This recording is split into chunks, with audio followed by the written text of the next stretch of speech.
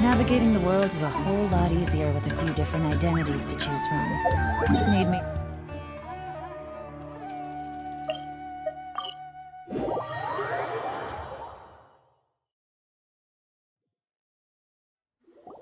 Before us lies Aru Village, the safe haven of the desert folk. Whoa, this landscape is really something else. What a cool place! Let's go check it out!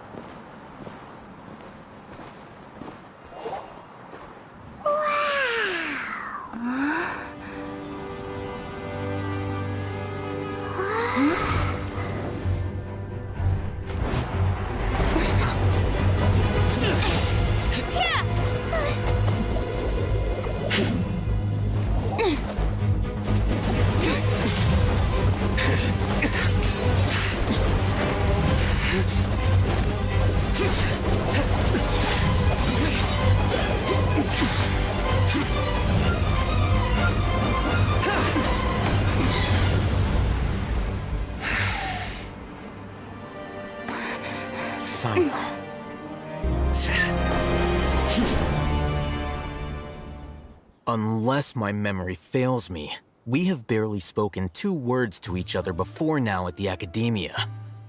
Would you care to enlighten me as to when and how I invited the General Mahamatra's wrath? Oh, Hatham. Do not think you can escape my judgment, just because you managed to escape my attack. Judgment?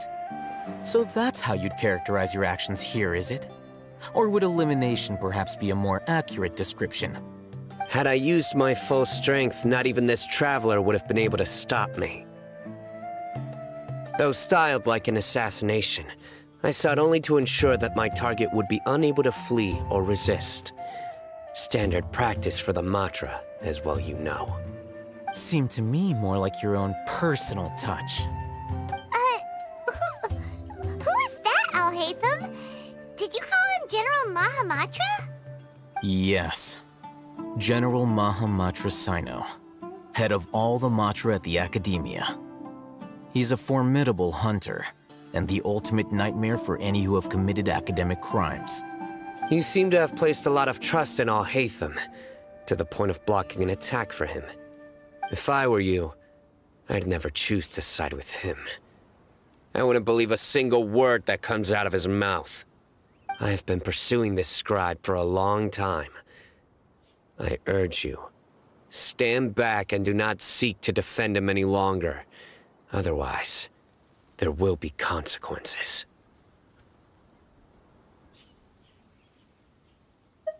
Has Al-Haytham done something wrong?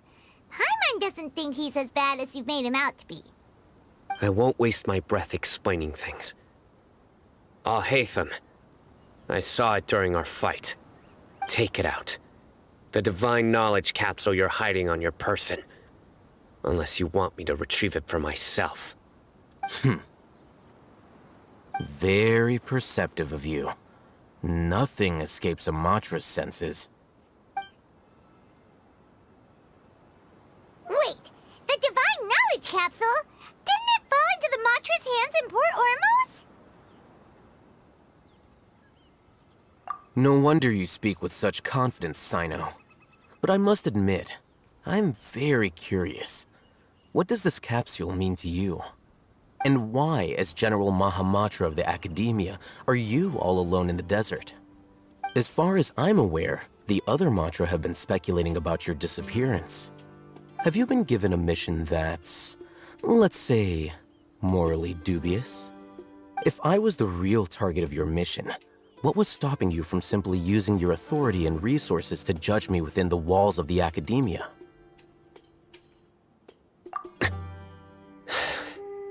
I should have known you'd be difficult to deal with. You two? Ugh! What should we do, Traveler? Paimon feels like we can't trust either of them! Ahem. Well, look at you two, acting all tough and self-righteous over there. Wait, Dia?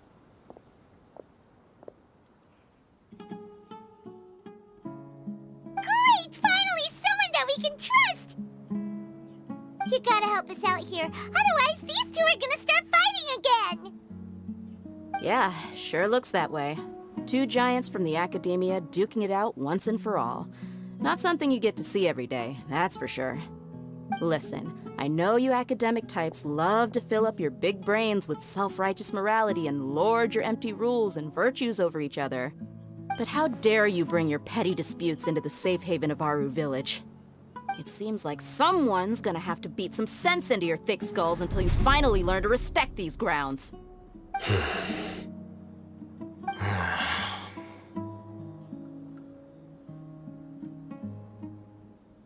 Hey, did either of you hear a word I just said? Whoa, what's going on? The wind's so strong. Is this a sandstorm? Paimon's gonna get blown away. Another sandstorm? What's up with these recently? Hey! All of you, over here, quickly! We have to take cover! Someone's calling for us. Oh, this wind is too strong. Let's get over there. That sounded like Candace. Come on, you two. Jeez, are all of you academia folks such hard work? Move it! All right, stop yelling.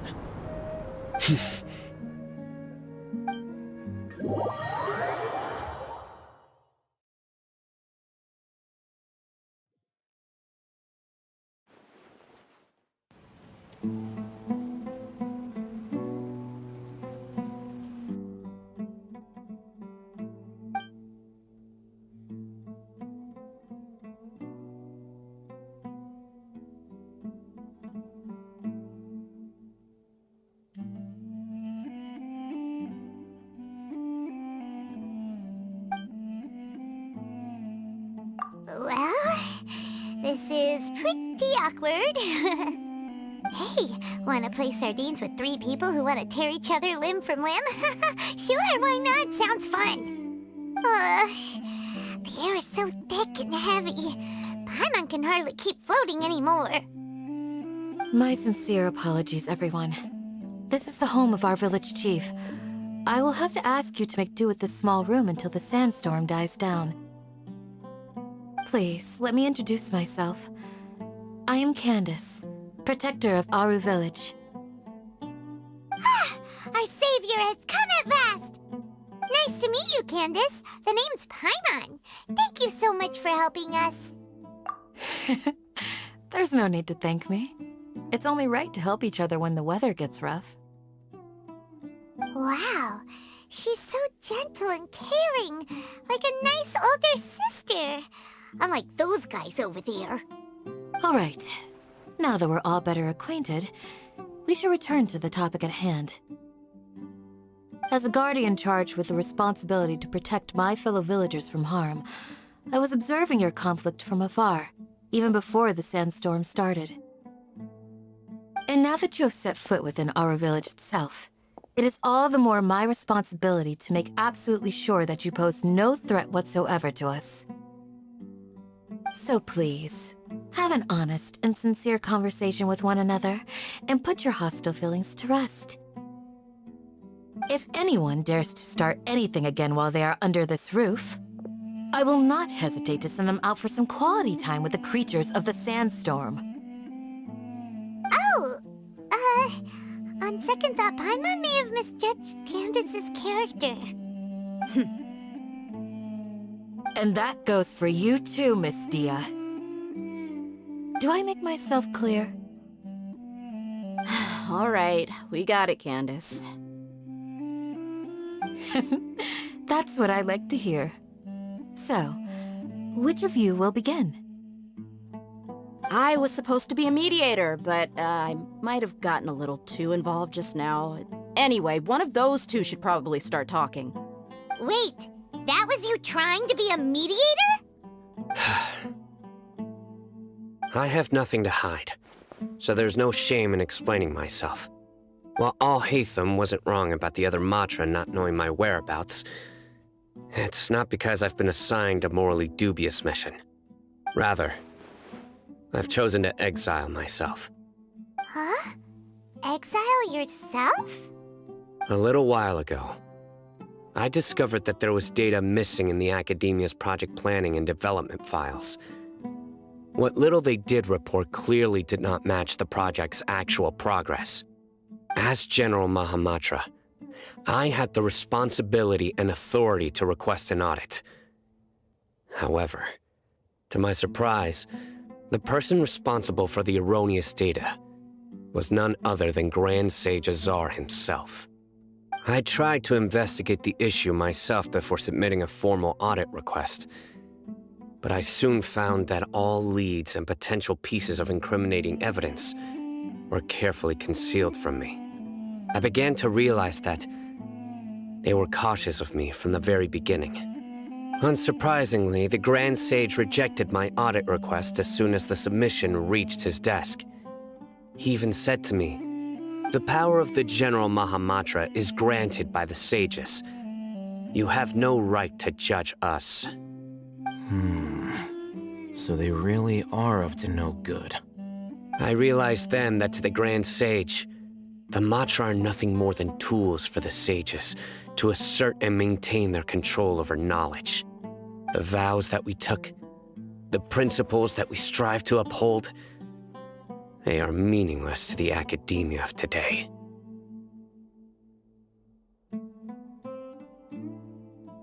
I believed it would be wise to flee the academia before the sages had a chance to take action against me. This way, they can no longer see nor predict my actions. I will never give up on this investigation. There's no need for someone else to give me power or authority. Once I find the truth, I will administer judgment by my own name. Sino seems to have the same goal as us. We're all investigating the sages. Plus, now that he's no longer the General Mahamatra, he somehow feels a lot less scary. Well, Sino, if that's your story, then why did you see Alhaitham as a target? When I was investigating the matter in the academia, I overheard a conversation between Alhaitham and a sage. The sages asked you to investigate a blonde-haired traveler. Do you dispute this, Alhaitham? What? Like many parts of the project, this assignment was undocumented. Now throw in your suspicious behavior with the Divine Knowledge Capsule, and I think we deserve an explanation. Yes. I was indeed tasked with investigating the Traveler. Alhaitham! After all, the promised reward was so great that hardly any scholar could have refused.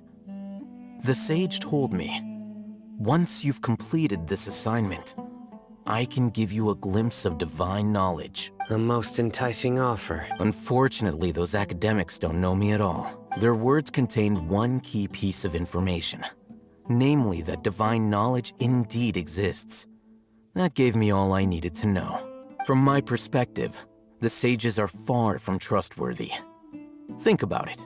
So, I began my own investigation following the lead of the Divine Knowledge Capsule. In the end, I realized my wisdom in committing to this rather than collaborating with the sages. Had I been less guarded, I probably would have ended up like that Ain al-Ahmar mercenary, incapable of remaining sane. You mean that the sages originally planned to dispose of you, using one of those capsules that drive people insane? I'd already given up on the assignment by then. I only told the academia I was waiting in Port Ormos for you to appear, so it came as quite a surprise when I encountered my erstwhile target while investigating the divine. Criminals do love to talk about coincidence. Even though I ran into the Traveler by chance, I had no intention of providing assistance to the academia. Also, you should remember, you were the ones who decided to follow me and strike up a conversation after I left that tavern. That's true. Alhaitham helped us out at Caravan Rebat as well. Maybe he's telling the truth. I'm willing to apologize, if that's worth anything to you. I took the Divine Knowledge Capsule behind your back because I judged its existence to be a significant risk. I felt that it would be best for no one to interact with it before it had been properly studied. After all, curiosity often proves to be the most dangerous thing. You should be well aware, Scribe Alhaitham, that curiosity can also lead you to danger and suspicion. Answer me this. Did the sages share any information about... Have I not made myself clear? You and I are both distrusted by the academia. Fine. Although you haven't completely proven your innocence, I won't regard you as an enemy, for now. As you wish. Mm-hmm. Good. I'm glad to see you two clearing up your misunderstandings. And now you, Dia. I believe it's your turn. Oh, sorry. Whatever the boys were talking about must have been so boring that I spaced out. Ahem. My situation is pretty straightforward. My employer, Dunyarzad of the Homayani family, is friends with the Traveler and is currently recovering from her illness at home. I had nothing going on, so I decided to return to Aru Village for a visit. I was actually looking forward to a pretty exciting time getting back together with it, but then I saw these two random guys in the middle of a pointless argument. It ticked me off. Is that all? Well, I will admit that definitely sounds like your style.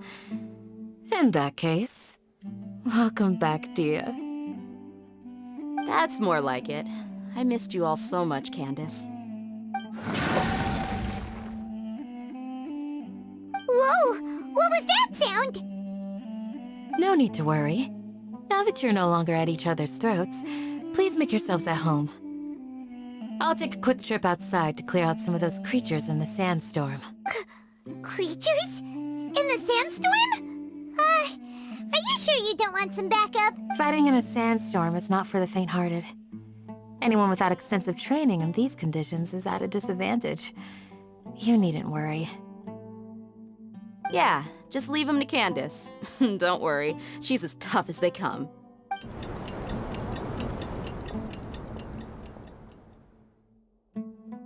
The winds died down. That Candace still isn't back yet, though. When you put it that way, even I'm starting to feel a little worried.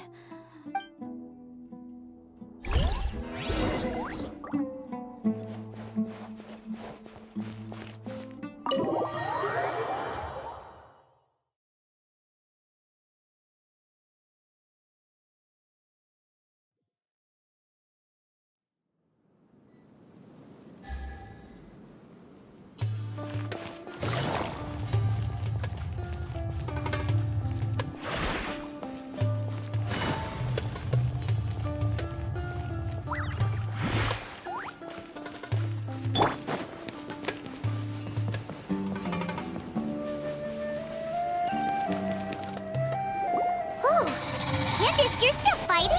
You've been out here dealing with these creatures the entire time? Yes. They just keep coming in waves. I've lost count of how many I've defeated. Before I realized it, even the sandstorm had stopped. Ah! Here comes another wave! Leave this round to us. I got interrupted earlier, but now I have something to take my anger out on. It's been quite a while since I've seen the Flame Mane in action. I'll leave these to you then. I'll be sure to put on a good show. Let's go! Right here, right now. Emerge.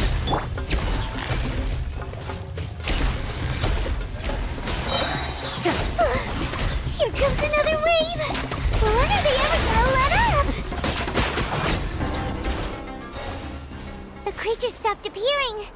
Was that the last of them? What we fought just now was probably the aftermath of the sand. Well fought, everyone. No injuries, I hope. Huh? Who are you? Ah, my apologies. I haven't had a chance to greet you yet. I had my hands full. I am the chief of Aru Village.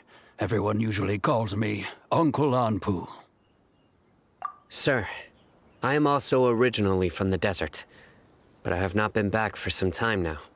I can't say they've always been common, but recently the storms have been. Besides sandstorms, we also occasionally. Another. So, Irminsul's withering. Everything in the natural world is inextricably connected. Everyone in Aru Village. Speaking of which, why haven't I seen a. Village keeper? Who are they? Does your curiosity know no bounds? Village Keeper is how Aru Village refers to mad scholars exiled here by the Academia. Most of them are scholars who lost their sanity after a period of training in the Avidia Forest. The Academia believes that their crazed mutterings may have a negative effect on the psyches of other scholars. Alas, that's exactly what we've been trying to investigate. One by one, the village keepers have been but no one in the village has ever seen them leave. I've had encounters with those people in the past. I'll see what I can do to help. The Matra are the ones responsible for their exile. Now that you're no longer with them, are you trying to alleviate your guilt and atone for your past sins? Mock me if you will, but if you are guilty, I will eliminate you, regardless of my position or identity. Oh, you're the former General Mahamatra. You must be an expert in these kinds of investigations. Thank you for your help. Is it because you're reminded of Hypatia? Oh, these poor scholars. But, is it really a good idea to tag along with Sino? I'll be grateful for the assistance. No doubt you... Let's start by finding a spot to share what...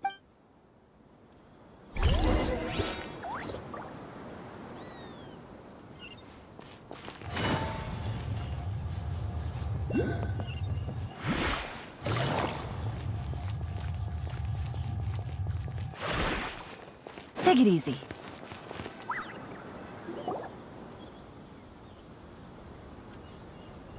Although I've sent myself into exile, I'm still doing essentially the same things as before. Do you still have any questions for me before we start our investigation? One of my former subordinates told me that this title has its origins in a strange incident. The Academia has long exiled mad scholars to Aru Village. When mad scholars first arrive, they are as incoherent and deranged as before. Initially, the people of Aru Village greatly resented having to take in the mad scholars. Aru Village was struck by the strongest earthquake in living memory. Seeing buildings on the verge of collapse all around him, the then chief of the village was preparing to take everyone to safety. Suddenly, he noticed a mad scholar crouching in a corner, caressing the ground with his hands. Despite the powerful tremors that ripped through the ground that night, all the houses remained upright, almost as if they had grown roots reaching deep into the ground. After that, the people of Aru Village treated the mad scholars with greater kindness, and began to refer to them as the village keepers. The soft green light? A mad scholar protecting Aru Village? Paimon thinks so too. Actually, Sino... In theory, they would continue wearing them so the Academia could... Oh, no wonder! Everything makes sense then! If you are able to draw a conclusion from this one story alone... So, what do you make of the story? Really? Lesser Lord Kusanali. What? You don't believe us? Lesser Lord... No, it's not so much that I don't believe you. I'm just struck by your reasoning. Lesser Lord Kusanali, the current Dendro... The Academia has always placed far greater importance on the late Greater Lord Rukkhadevata. They've more or less ignored Lesser Lord Kusanali, and I've never had any reason to doubt their views. In addition, I've never heard any stories about Lesser Lord Kusanali and her deeds. To me, she might as well have been a god that never existed. No way! Nahida definitely exists! She's a... How should Paimon put it? She's a good Archon who's kind and wise. I've spent many years interrogating criminals, so I can easily tell when someone is lying. Good! Then you should know that we're telling the truth. That look in your eyes. How can this be? To think, our Archon has been amongst us this entire time. All right, now it's our turn to put our skills to... But easier said than done. Especially since we... Excuse me, are you here to... Huh? By the sounds of it, a resident of this village. My name is Isak. Is your grandpa mad? Hey, don't say that. Grandpa...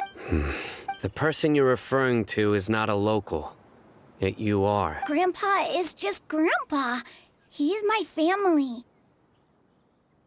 I heard everything you said to the village chief. Please, you gotta take me with you. I want to find my grandpa. I swear I'll help. I won't be a nuisance. Ah, so you're the one who was eavesdropping on us around the village chief's house. I was planning to go out and take care of whoever it was, but I had a vague feeling that they didn't harbor any ill intent. Whoa. Hatham wasn't kidding about Matra having sharp senses. Sino, he's just a kid. All he wants is to find his grandpa. Let's find a way to help him. Sorry. I was only listening in because I wanted to know where Grandpa went. Honest. All right. But first, let's confirm the facts with Candace.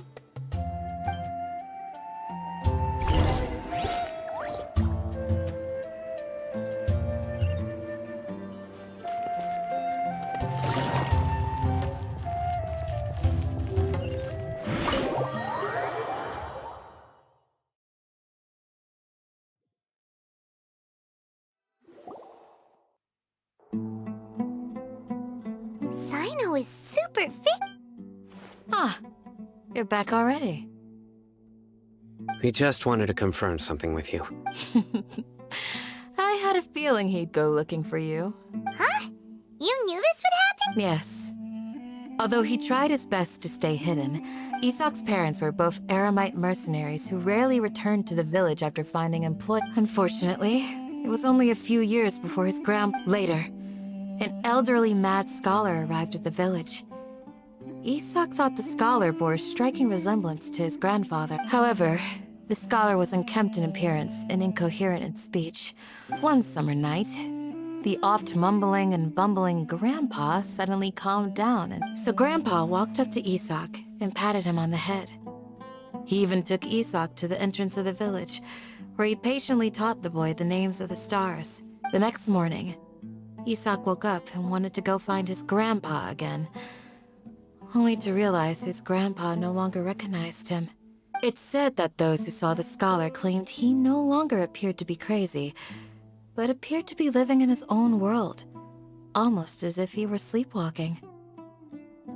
Isak was thrilled that his grandpa was able to find peace and would follow him all the time, asking him things like, "Grandpa, want me to take you somewhere fun?" or All this somehow just makes Paimon feel really sad.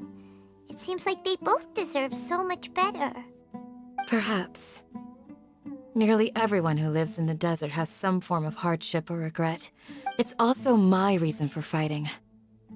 I must continue to protect this land.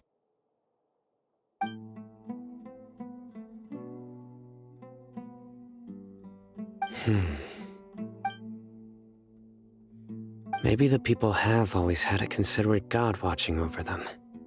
Huh? What did you... No, nothing. As long as Isak keeps his word and doesn't get in our way, we can take him along. Perhaps you are more compassionate than I gave you credit for. Please accept my thanks on Isak's behalf, Sino.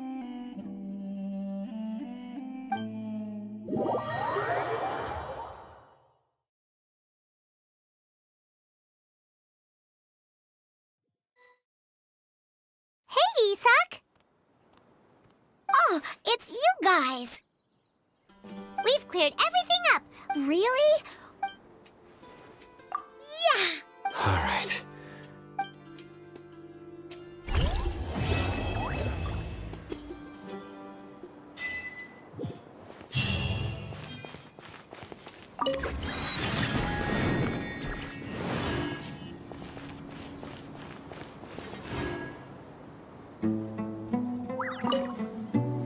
Excuse me, did you happen to see where the missing scholars went? You mean the village keepers? Oh, let me think.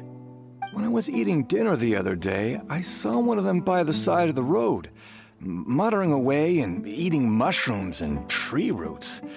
They shouldn't go around eating that kind of stuff. Okay. Did you notice anything else? Anything else?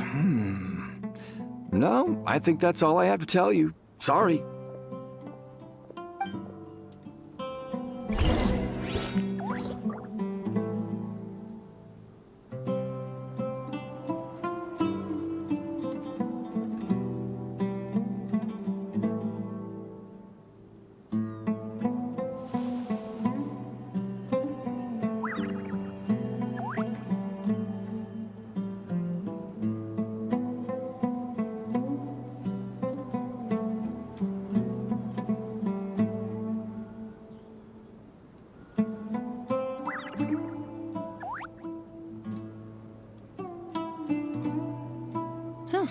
good roll.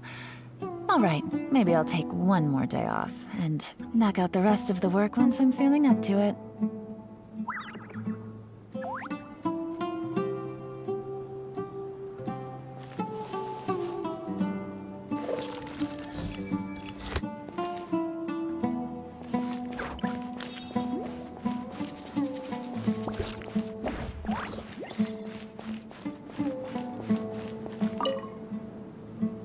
The scholars that have gone missing. Have you seen them? Those eyes. Those few... Don't change this. Right. You were asking about the mad scholars. But honestly, I feel quite sympathetic towards them. Do you also think Grandpa and the others are Grandpa? Oh, hello there. It's little Isak. You mean that nice man who looks like your grandpa's long He was actually the one who protected my house. I saw it. It still feels pretty surreal now that I think back on it. Well, whatever the case, I'll always be thankful to him and whoever taught him to look out for others. I'm pretty sure that if I ever went mad, I wouldn't be able to do— Gotcha! Thank you!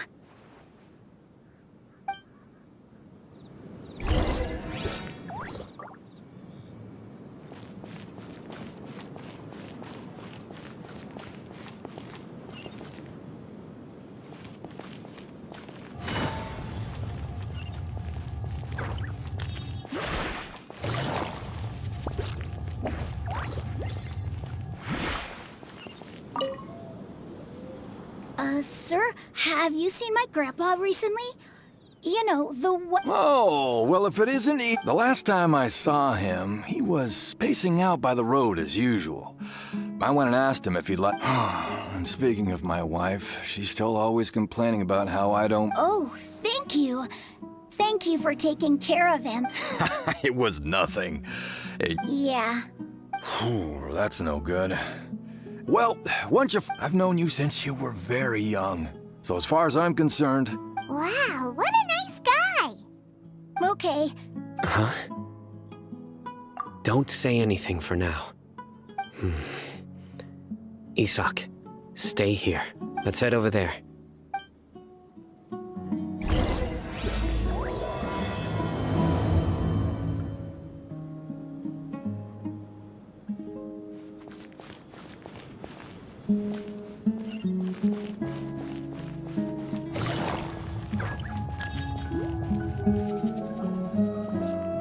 Listen, see if you can make out what they're saying. Have you heard? The mighty King Deshret. Yes, of course I have. King Deshret is the one and only true— Still, you say he's coming back, but it sure doesn't feel like— Haven't you noticed? The village has been getting more deranged scholars than ever. Delavar was saying that many people also went insane just before the fall of King Deshret's civilization in ancient times. We don't quite know why. Isn't it a sign of King Deshret's power that all the mad scholars have disappeared? If you ask me, they must have been chosen as the final sacrifice for King Deshret's resurrection. Huh. Now that you say it, that does make some sense. Does this mean our lives— Exactly. Those city folks will get what's coming to them. Now, repeat everything you've just said from the very beginning. Huh? Who are you? My patience is running thin. You heard what I asked.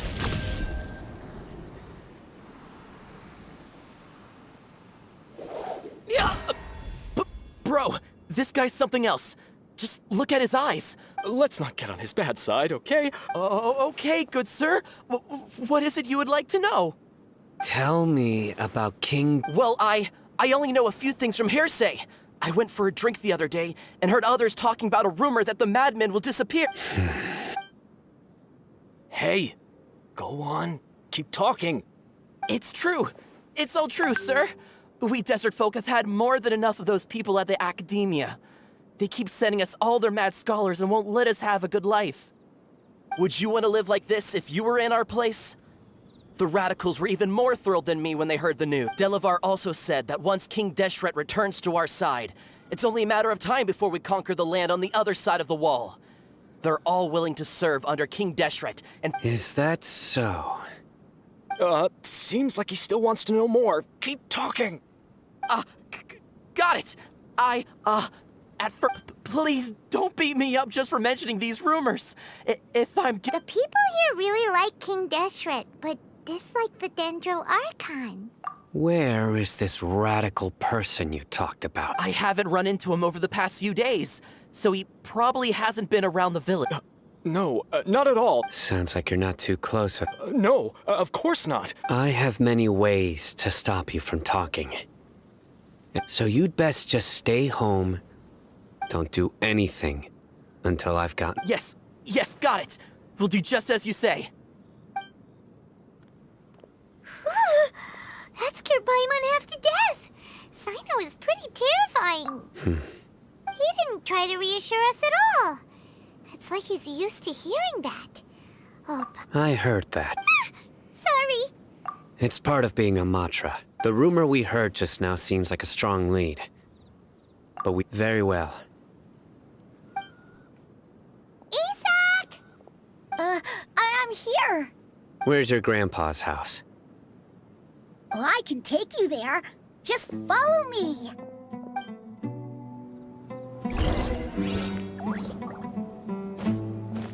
Join the Eremites and embrace a wonderful new life.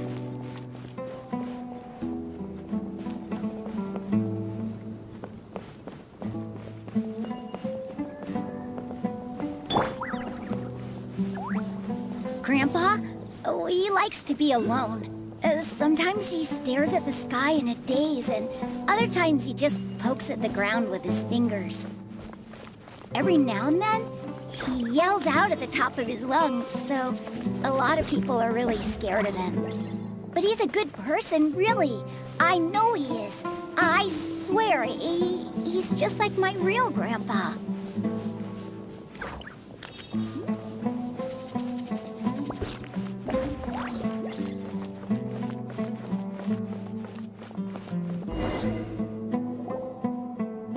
This is where Grandpa usually stayed. There sure isn't much here. No. Incense? Please don't spit. Are you okay? Are you getting... There's a scent that you can sense, but I can't. A certain traveler here once passed out from that smell. Thankfully, Tainari saved the day. And then he... So, you know Tainari? Huh? You know him too? Yes. Now that I concentrate, I can also make out the scent of Wait, surely Tainari... No. No need. Did you first encounter this scent at Tainari's house? In the forest. From...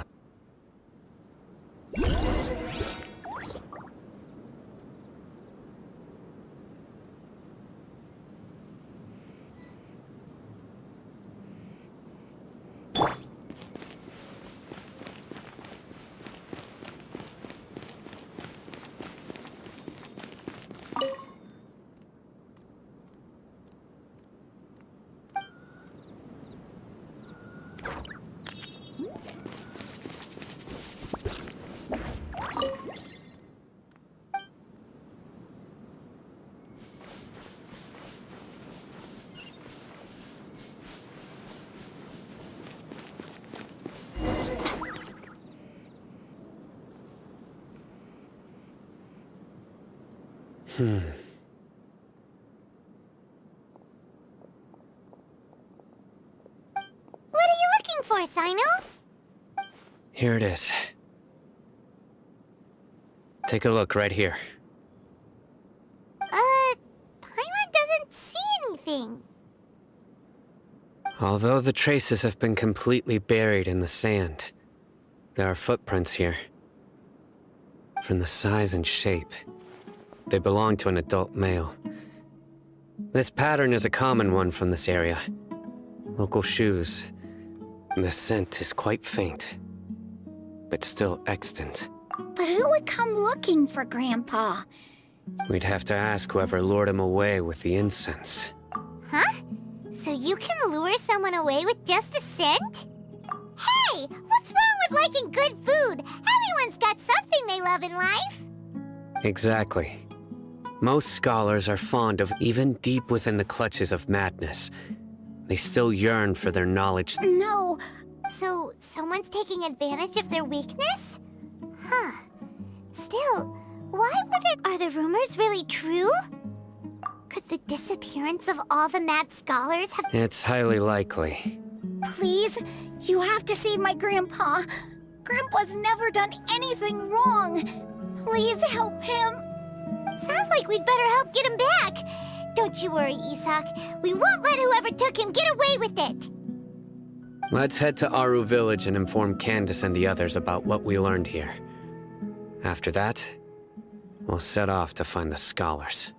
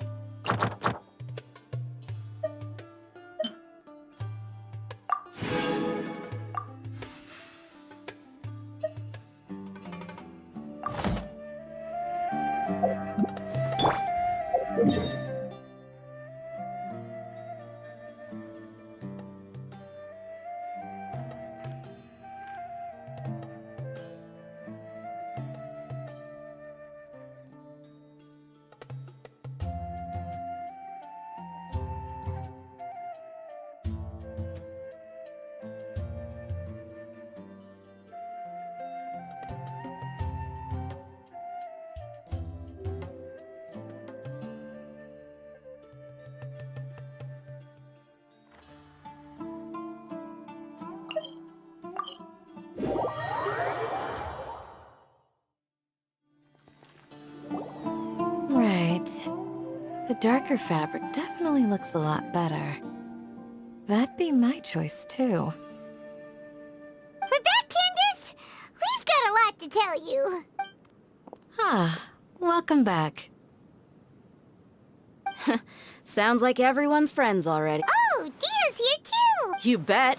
So, everything goes smoothly? Reasonably. Alhaitham didn't go with you? We haven't seen him at all. Huh. I saw him around the village entrance earlier and figured he was investigating with you. I guess he must have gone off on his own. Did you find out anything useful?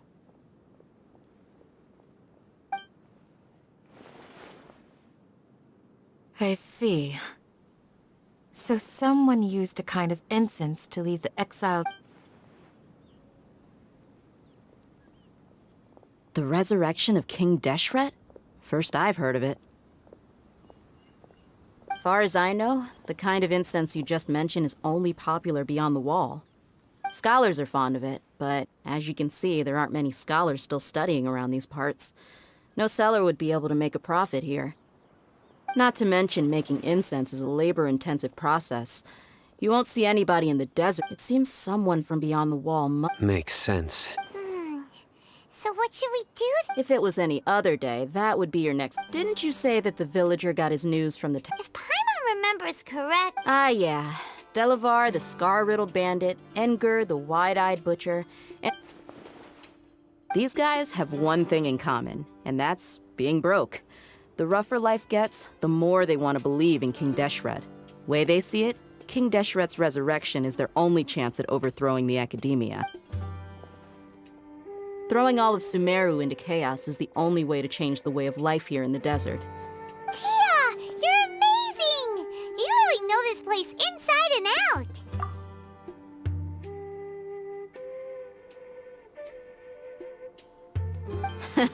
No merc can afford to slack off on gathering intelligence. Every mora I've spent in the tavern has been a valuable investment. Let's head out. Now hold on, you're staying right here, Sino. Why? Aru Village is not a big place. Outsiders stand out here like a sore. The desert is unforgiving, so the way of life here is also a lot. Compared to you, mercs like me are just third-rate amateurs. I've got no actual fighting skills to speak of. But that also makes it a whole lot easier for me to gain the locals' trust. I need to go around and ask some questions, but it'll be difficult if you're with me. Fine. Good, then we've got a plan. The Traveler and Paimon will go to Caravan Rebat with me, and we'll try our best to figure out where the Mad Scholars have been taken. Alright,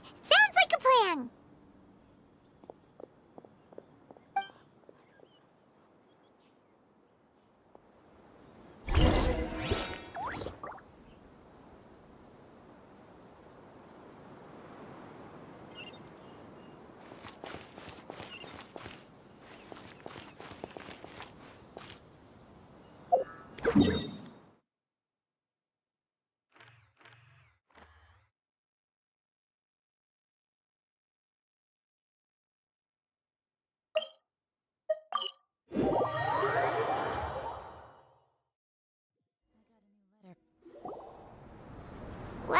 here we are again. Sounds like you're starting to get familiar with the area. Paimon's amazed every time we see the wall of Samiel. I know what you mean. I had the same question every time I walked this way when I was a kid. Also, why is this high wall here? And can a wall really block sandstorms? It was only after I grew up that I realized the wall of Samiel isn't just there to... Sumeru is run by wise and mighty sages. To them, us desert dwellers are we're cheap labor, like livestock. Even if a child from the desert got the chance to obtain an Akasha terminal, almost all their requests for knowledge would be denied. The academia believes we're underserving. Geniuses like Sataria are 1 in a million. The other children never get a single chance to try and rewrite their fate. That's terrible. I would tear down this wall with my own hands if I could. Hey, Dia. You're not thinking about doing anything scary, are you? No, not at all. This place just... Besides, we're here to procure Yep, we gotta catch those... Shh. Caravan Rebot is crawling with people, so be careful what you say. We don't want anyone to find out what we're... Our mission started the moment we arrived here. Let's go check out the tavern. Maybe we'll find someone I know.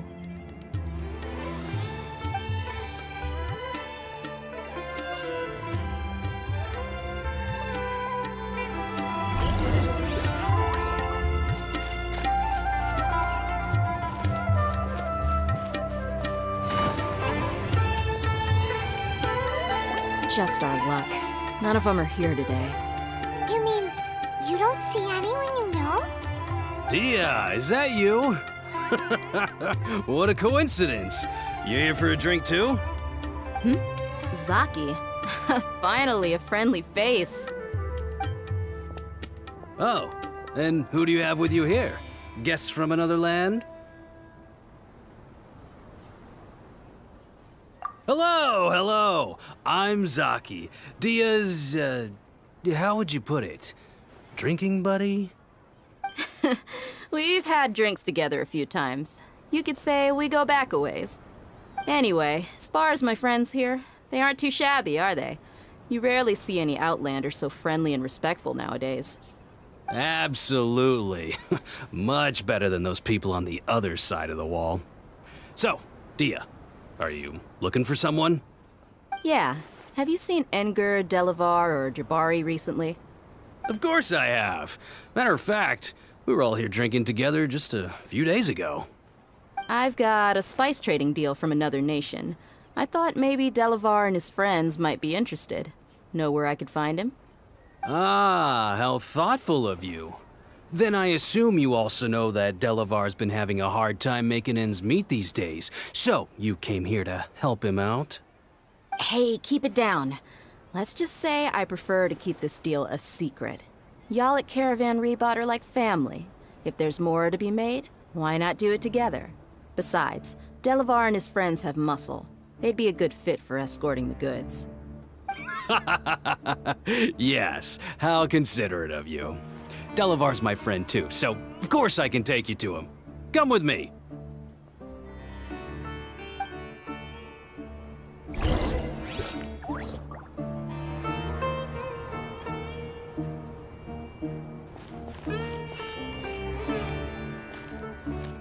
Welcome, weary travelers. All who seek respite.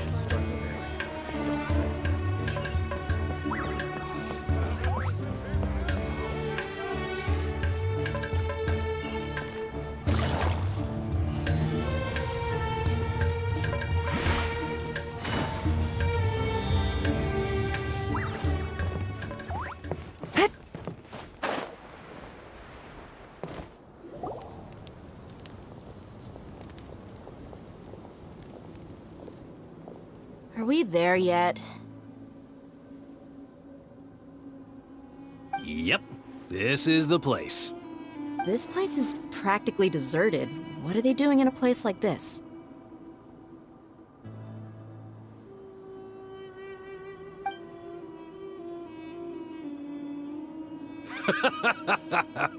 Why don't you take a guess? Go on, a wild stab in the dark.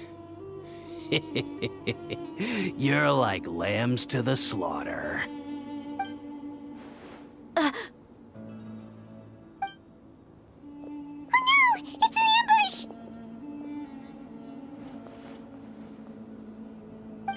What's this all about, Zaki?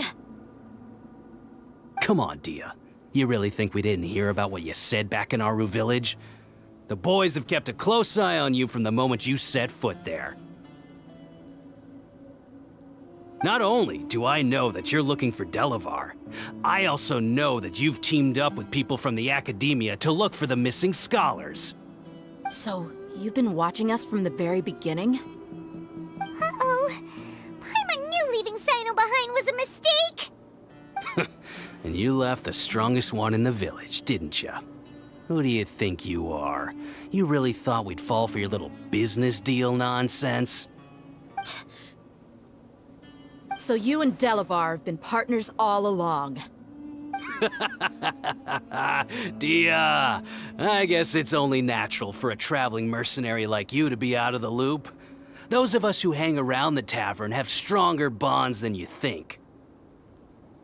But you got one thing right. We're all looking forward to an uprising in Sumeru. There's nothing more we'd like to see than the desert folk overthrowing the Academia. If that's the case, then I'm sure Delavar wouldn't miss a second of it. I'll be honest with you. If it weren't for what you said in the village, your little monologue about the Wall of Samiel would have convinced me that you're one of us. Delavar. And Engar, you're here too, huh? Long time no see, Miss Mercenary. You should have known the traitors are what us followers of King Deshret despise the most. Dia, I thought that you, a fellow desert dweller, would understand why King Deshret is greater than the Dendro Archon. Little did I know, you don't deserve to join us. Yeah, gee, what a missed opportunity. Adopting radical views and kidnapping innocent scholars, all because of some baseless rumors. Anything else I'm missing out on? See? There you have it. Mercenaries are just a bunch of faithless scum with only one thing on their minds. Mora. Pathetic. You're all like a pack of street rats. You're not wrong. Mercenaries are driven by Mora, and my faith lies with whoever's paying me. As long as there's a profit to be made, anyone can become my friend. Enough talking! Get him! Just as I expected. Let's teach him a lesson, traveler.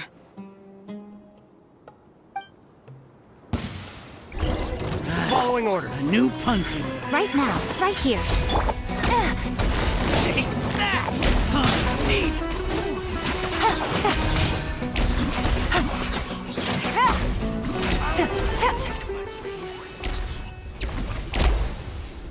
Impossible!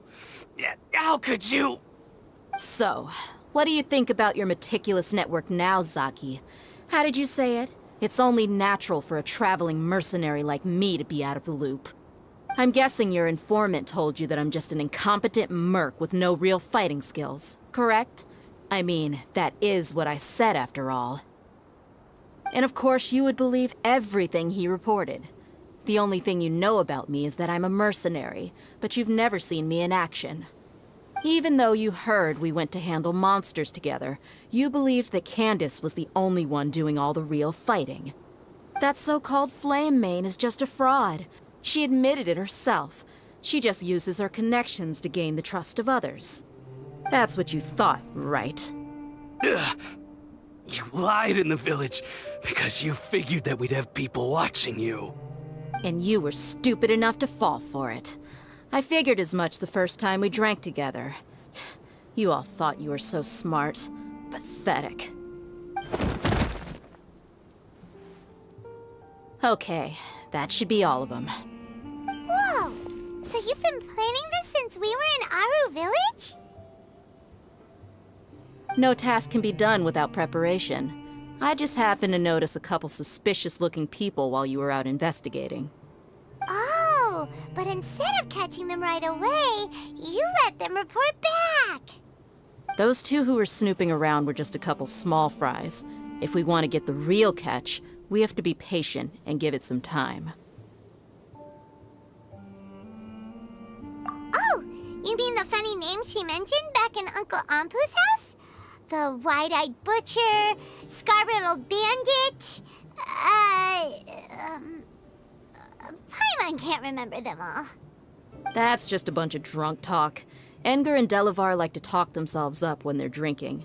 Edgar, the wide-eyed butcher, and Delavar, the scar-riddled bandit, are the nicknames they came up with for themselves. Alcohol has a way of making people share what they really think. So Edgar and Delavar are always rambling in the tavern about how King Deshret is a superior deity.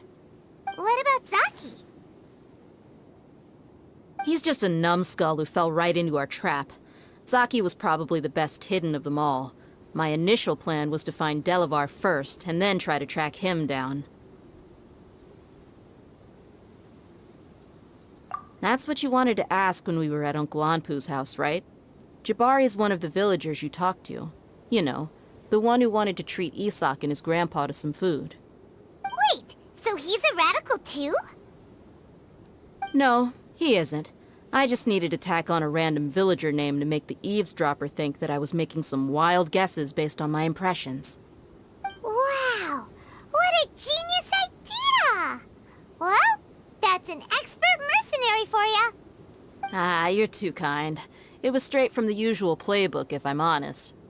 So, that thing you were saying before, is it really true? Hmm? About what? About how mercenaries only care about Mora, and that anyone's a friend as long as there's a profit. Does that bother you? What makes you so sure? Dia, do you dislike the Dendro Archon like the other desert folk? You two are pretty sharp. No, I don't have anything against the Dendro Archon. I've heard a lot of nice things about the Lesser Lord from Dunyarzad. I can understand her devotion and gratitude. Dunyarzad's just an ordinary person. There's no way a god would be so involved in the lives of everyday people, unless they were truly compassionate. I've begun to realize that the sages are behind everything that's happened recently. The radicals' blind belief in King Deshret, making the Dendro Archon out to be an enemy. It's all the Academia's trickery. But I see through it all. And unlike them, I can never be hostile towards anyone who's never done anything wrong. Dia.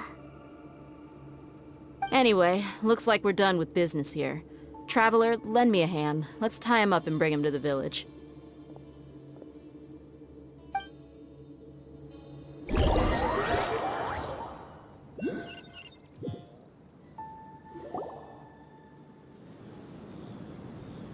This should be all of them. I'll let you take it from here.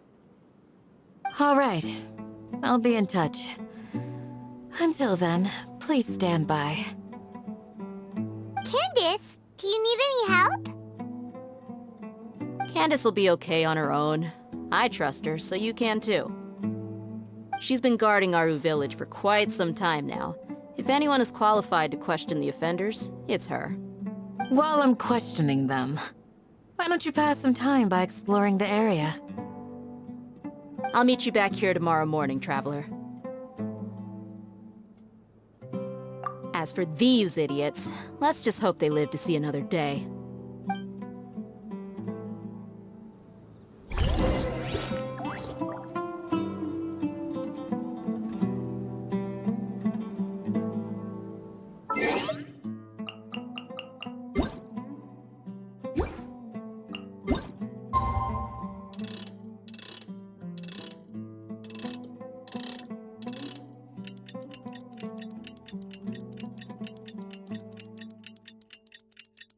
Hey,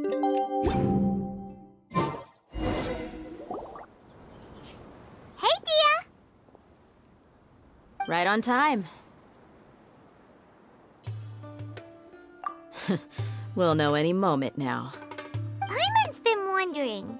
You seem to know Candace pretty well. Have you been friends for a long time? We've known each other for some time now.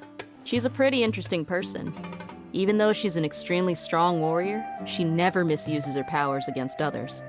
Oh, Paimon knows what you mean. Like a lot of martial artists say, never take the fight outside the ring.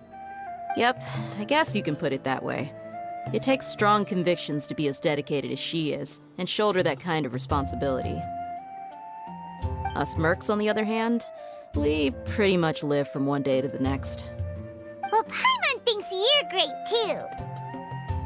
Really? Thanks for that.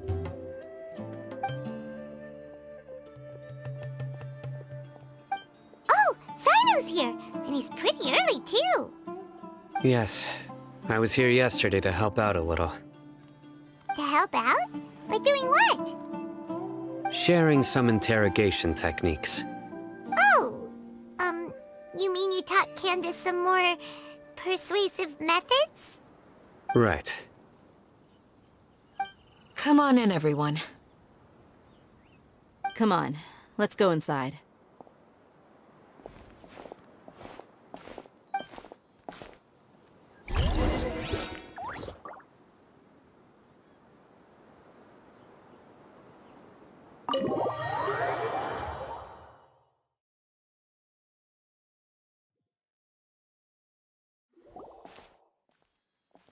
Candace, where? Whoa, you look furious. Do I? Huh. What gave it away? Oh, there's no mask that can hide true bloodlust. Cover up your eyes, and it'll still show itself at the corners of your mouth. Perhaps I need to work on my composure.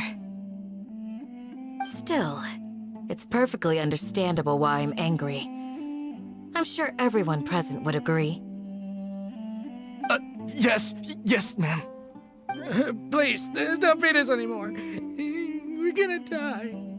Well, looks like Sino taught her well.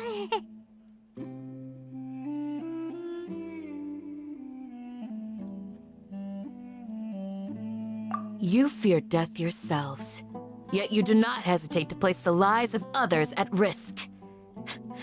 The absurdity is mind-boggling.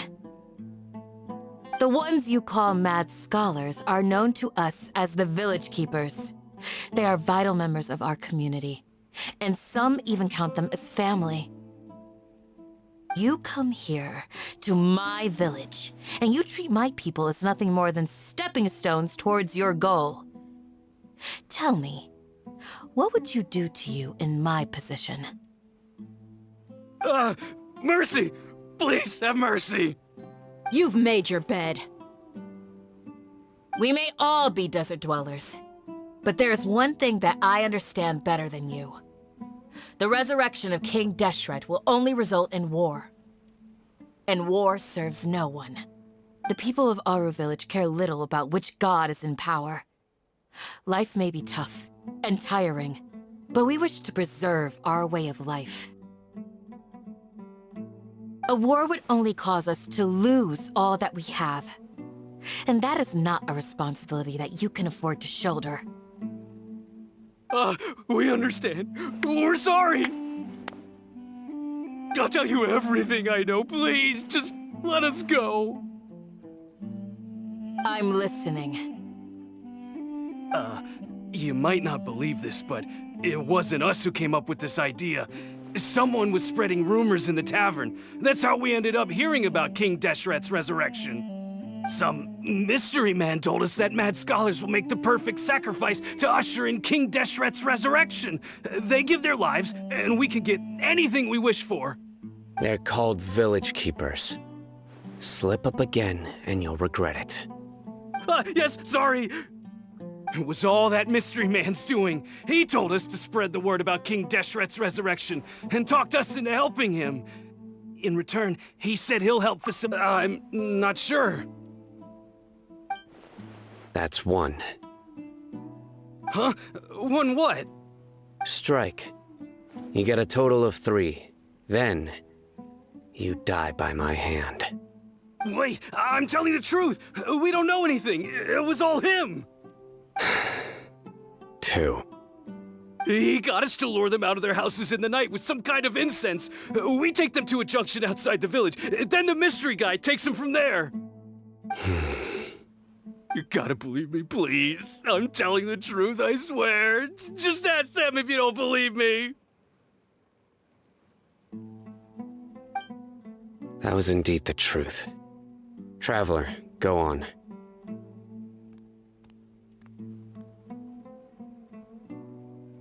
You have to believe me. If I knew that, I would have told you his name right away. I'm not risking another beating to keep his secrets. No way. That guy, he wears a cloak, and he's always careful to cover his face. He calls himself King Deshret's envoy. I believe I may know what's going on. Uncle Anpu? What do you mean?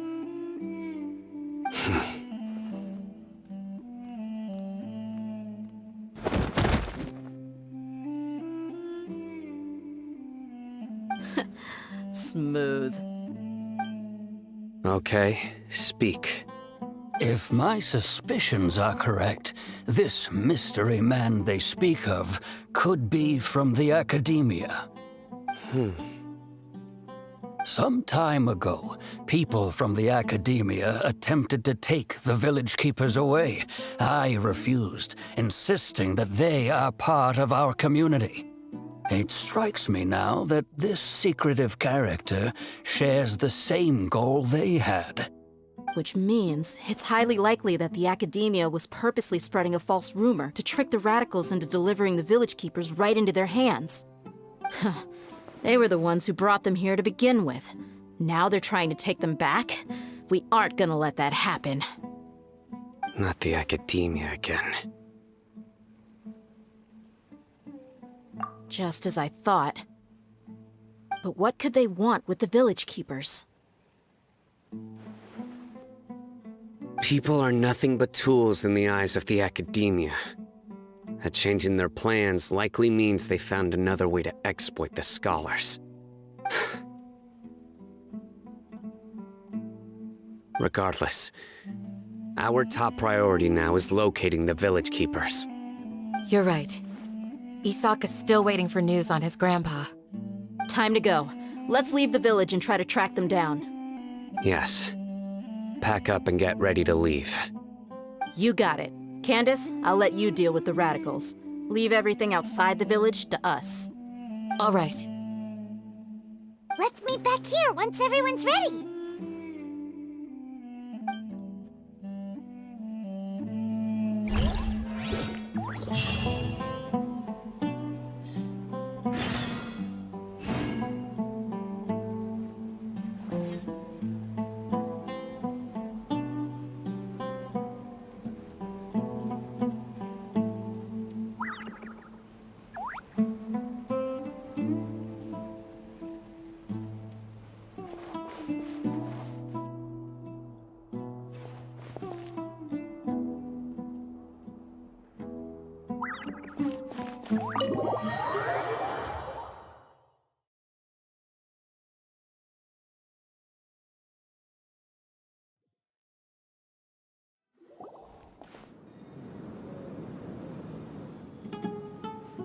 Let's get some food in us and then we'll... Whoa!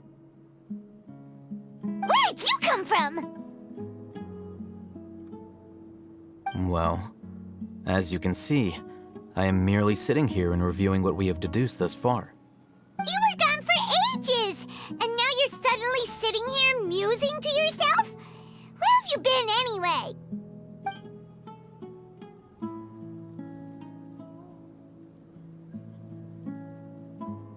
Hey, what's with the silence? You never think things through before asking questions. I'm giving you some time to make up for that. Paimon's so mad! Paimon's gonna give you an ugly nickname! Never mind. Paimon's got nothing. There's just nothing super obvious to pick with this guy. It makes it so hard. Well, you've heard nothing to suggest I left this whole time. so clearly I stayed in the village to investigate. Anyway, you plan to leave Aru Village and keep searching for the truth of this matter, yes? Yep. We're not gonna find out anything more by staying here, so we thought that we might as well take the search elsewhere.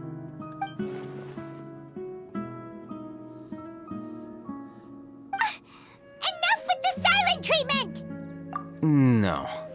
I'm just surprised that you decided to team up with Alhaitham. You haven't helped us out at all ever since we arrived at Aru Village. Yeah, you're all talk!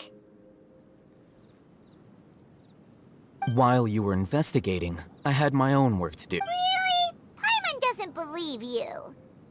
To be honest, we aren't really a team, so I have not to mention that going separate ways allowed me to find some important information that you all had missed.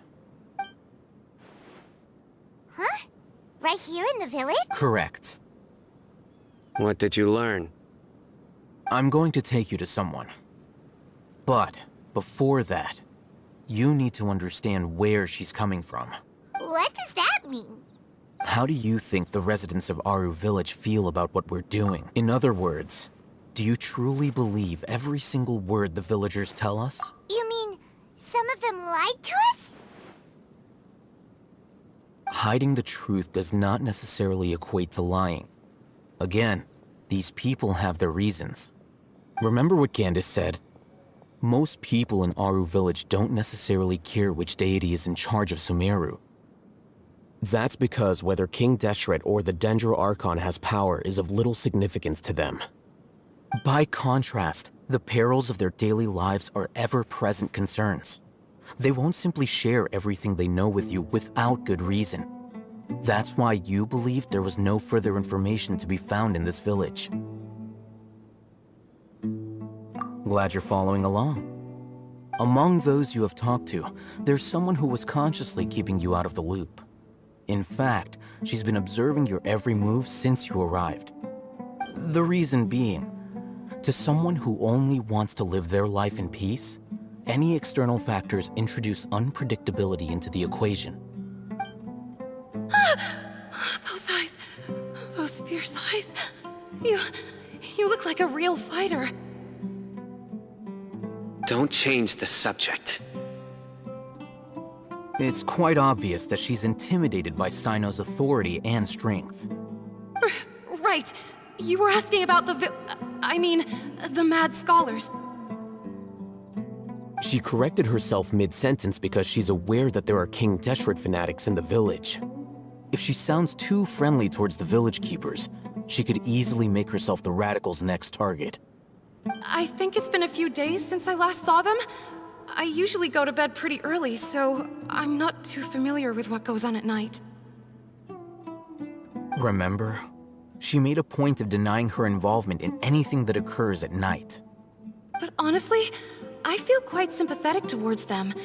Even though they act a little strange, they've helped me in the past. If it weren't for them, my house would have collapsed long ago.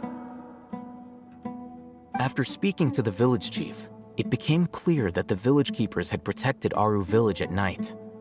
In other words, the young miss was very much awake during that time. Then why would she lie?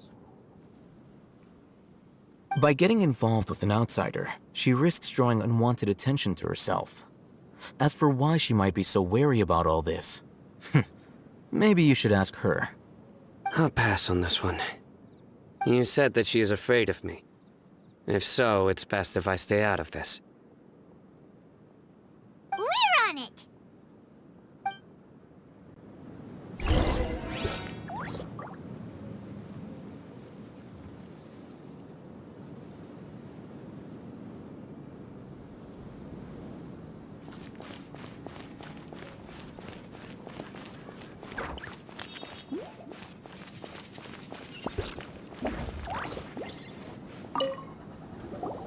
Miss Shawnee, as we discussed earlier, I've brought someone with me.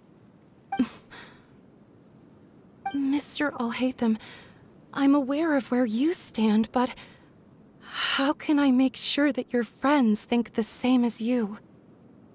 Huh? What do you mean? we need to clarify our stance or something? Go ahead and talk to her. You'll get the answers you want. Go on. Earn her trust. Is it really that simple? May I call you Traveler? Hi, Traveler.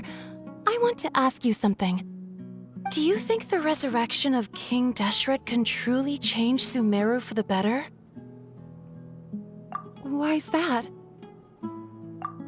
That's very similar to what Miss Candace says. I know you two are friends. That's why I'm willing to talk to you, even though I do have some reservations. Before, I wouldn't even have the courage to ask something like this. Traveler, do you believe our lives will get better?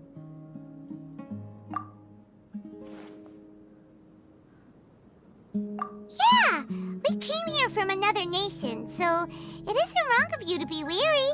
And we aren't really residents of any one nation.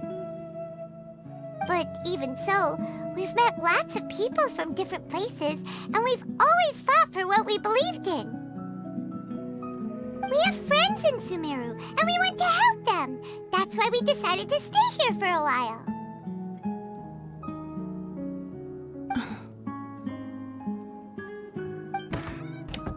I want to trust you.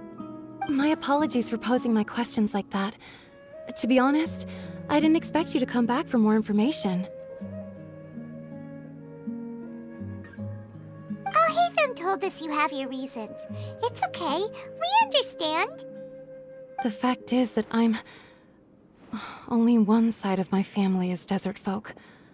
I don't really fit in anywhere in Sumeru. Some believe in the Dendro Archon, while others believe in King Deshret. I don't belong to either side, and neither side would want me. Speaking of which, the Radicals mentioned that they despise traitors. Do they just think that anyone who's different from them is a traitor? Yeah. Some people can be so narrow-minded when it comes to bloodline and beliefs. It makes no difference what I say or how I behave. I'll always be suspected of having ulterior motives. Slowly, I just stopped talking to people. I pretended not to hear or see anything. All I want is to live my life in peace. And then it happened. The village keepers who had helped me disappeared with no explanation, and I didn't dare breathe a word about it to anyone. Until now. You can tell them. I'm sure she'll keep your secret. All right. I'll tell you what I told Alhaitham. I actually have a sharper sense of hearing than most.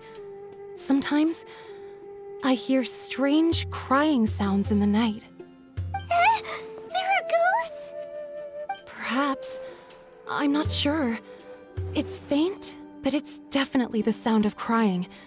It comes from far away in the distance, and always carries very raw emotion. It used to be louder and more frequent, but ever since you arrived in the village, it doesn't seem to happen as often, and when it does, it's much quieter. I have to focus really hard to make it out. I confirmed this with the guards on night duty. They also have someone with a good ear, and he's heard similar sounds at night. But because we're in the middle of a desert, you would rather believe that they are the cries of beasts than ghosts.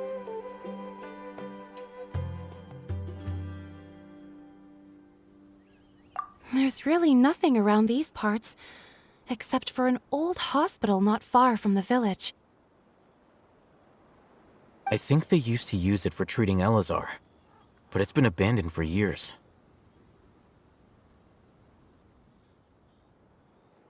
Yeah, let's go!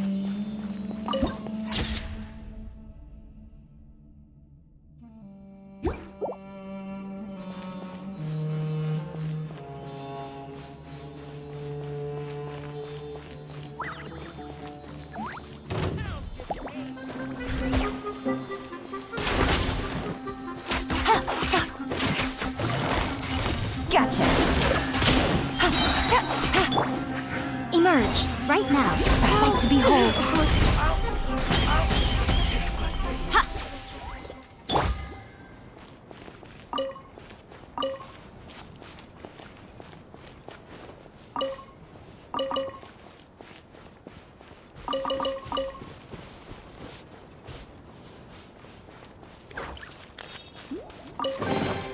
Treasure. One way to draw your target out of hiding.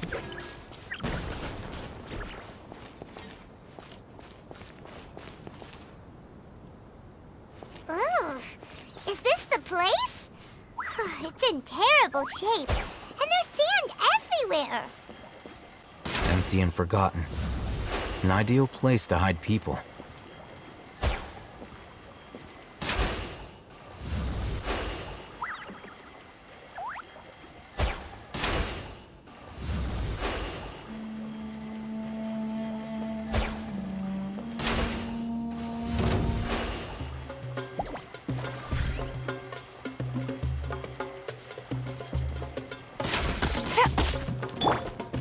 Steady as stone. Time to clean up.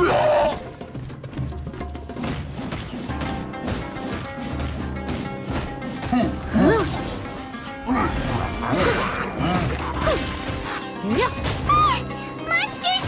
Watch out!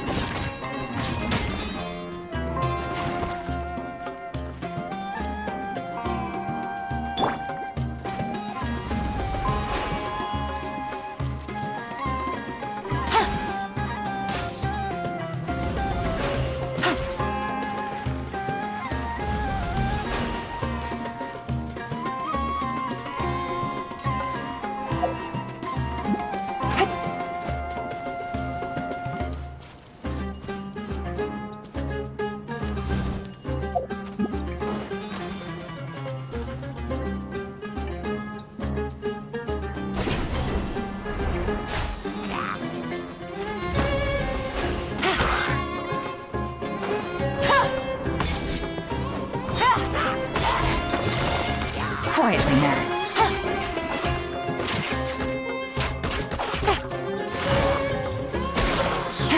Here comes the catch.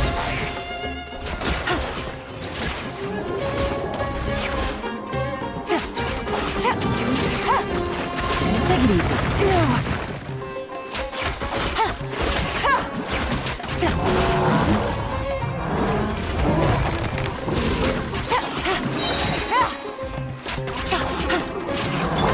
Emerge. Things are about to get dicey. They were easier to deal with than Paimon had expected. Super strong bandits? Or monster? They look super serious. We gotta stay on our A game too. This is the one.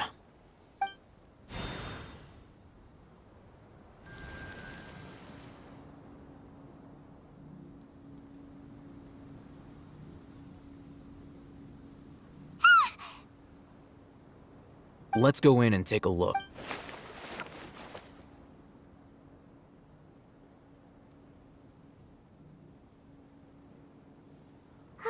Hey, Hatham, we haven't found squat. Are you sure we aren't wasting our time here? Patience. Shawnee says she only hears the crying at night. We have time to burn. Until then, I'm taking a break. And just like that, he sits down. Wait, he even brought a book to read? What are you reading? Let Paimon see! Okay, sure. Huh? The natural position, which is the positional propensity of an entity in natural motion in contrast with an object in forced motion? Huh? When free from external influences, every entity displays the tendency to follow its natural trajectory? So, you got that? Oh, Paimon gives up. You keep reading your book. See ya!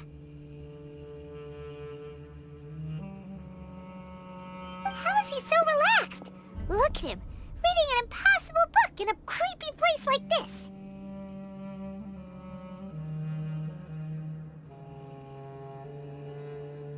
Hey, Paimon's your Tibet travel guide. Paimon knows plenty of useful stuff already. And anyway, it's not Paimon's fault that the books people read in Sumeru are so complicated.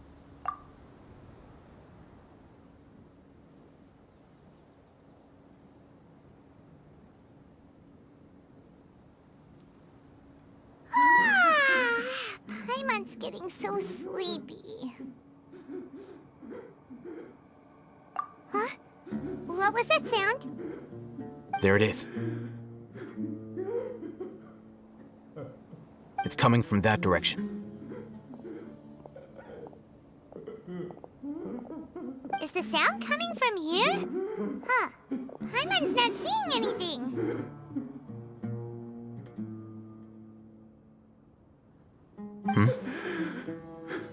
It's from below.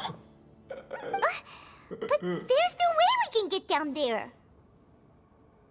Something is off about the interior here.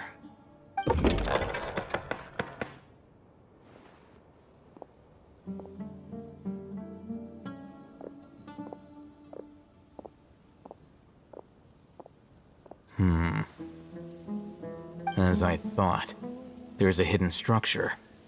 Wow. It's like they tucked another hospital into this one. Oh, it looks like there are other mechanisms around here. Let's keep exploring.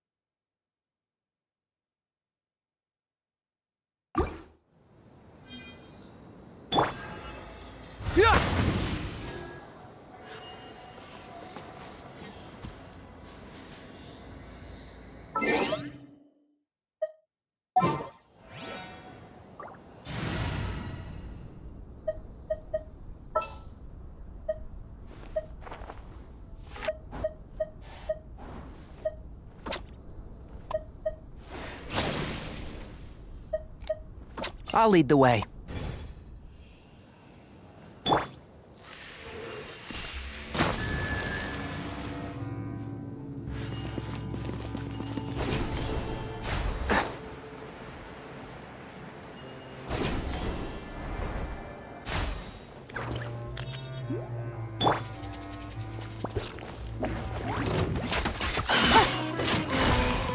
Busted. Right here, right now.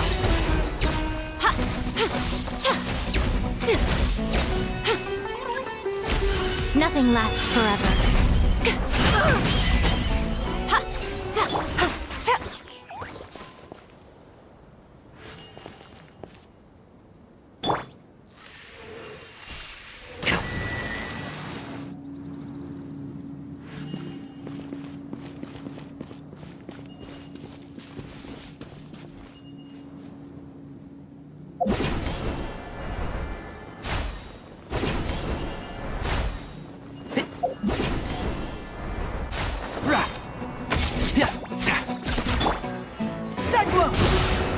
Where do you think you're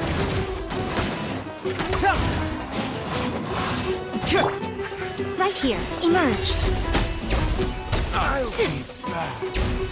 I'll be back.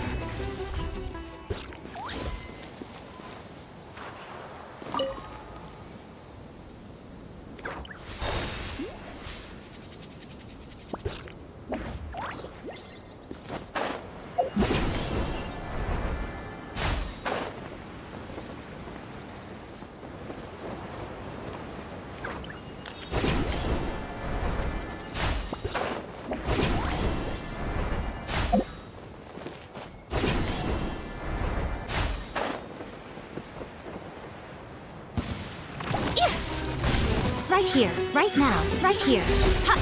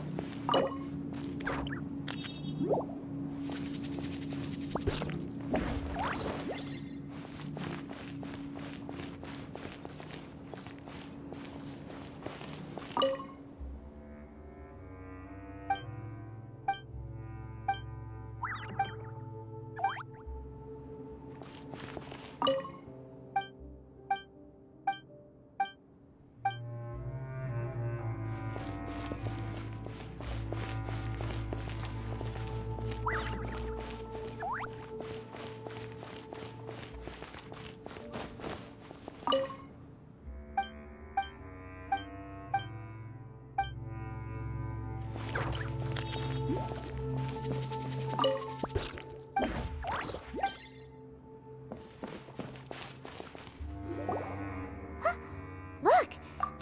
Good idea. Let's approach him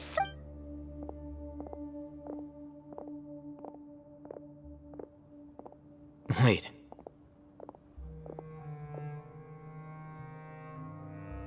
You're... He can't speak, and his eyes are unfocused.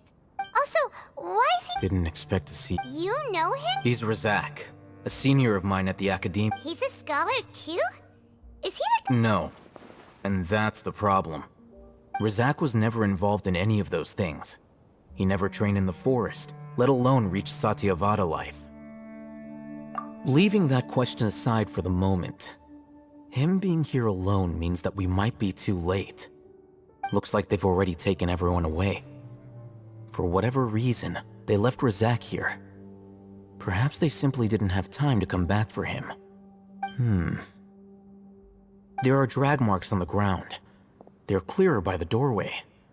Someone was forcefully drawing a cart that was loaded with something heavy. Loaded with people? That is one possibility. It looks like they were in a hurry, as if they were afraid of being caught. In their haste, they failed to notice Razak hiding in a corner. The symptoms are identical.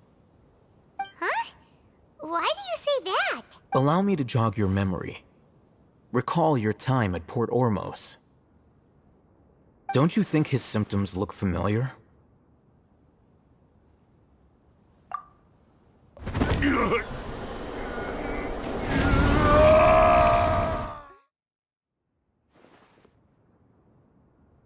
Oh, now that you mention it, they're acting the same way. Correct. The Academia is behind all of this. It isn't difficult to deduce their rationale. First, the Academia spread a false rumor of King Deshret's resurrection, emphasizing the role of the village keepers, the mad scholars who were exiled to Aru village. These rumors were all the persuasion that the radicals needed, and those, as well as being able to exploit the radicals for their own ends. This scheme has one further advantage to the Academia. All the risks and responsibilities are offloaded onto Life for the desert dwellers has been brutal ever since King Deshret's death all those years ago. Many would give everything they have for the prospect of something better. Even if complications arise, people will see that those involved are all followers of King. The notion of an Academia plot wouldn't even cross their minds. It may seem like a simple strategy, but it is able to work wonders under Sumeru's current circumstances. Oh, that makes a lot of sense. But there's still one very important question. Wasn't it the Academia that brought the scholars to... Throughout this process, first, they were scholars. Then, they became lunatics. After that, They were exiles. And finally, an exile is still patently a living, breathing human being. But when someone becomes a missing person, that is brought into question. If you can't find someone, you have no way of knowing what exactly happened to them. Resource? One possibility is that the information in their brains could be Extracted? You mean, can't knowledge? With the technology of the Sumeru Academia, it's entirely possible. Perhaps the process caused them great suffering, which— So, the human brain... I'm the Academia scribe, after all. I'm familiar with— Anyway, judging by Razak's state, the contents of a divine— Or perhaps, his curiosity— Paimon's a little confused. Can they just use anyone's brain?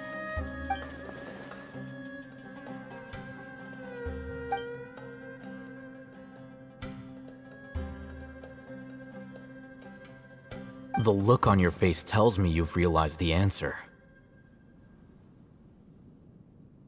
That's right. To some scholars, gaining knowledge about the gods is their entire life's pursuit. Extracting canned knowledge is just one of the extreme measures they turn to.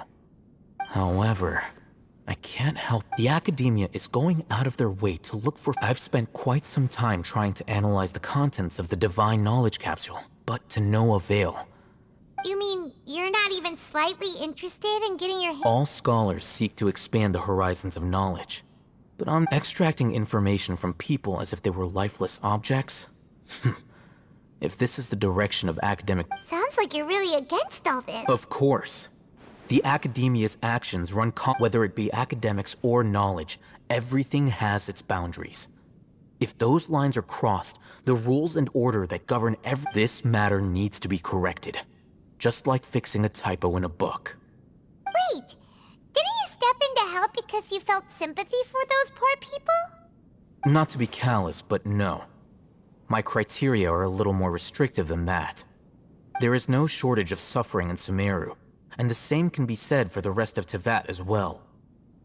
What do you plan to do about that? Probably not. Paimon's not— You can say that. Simply put, the Divine Knowledge Capsule is something I want.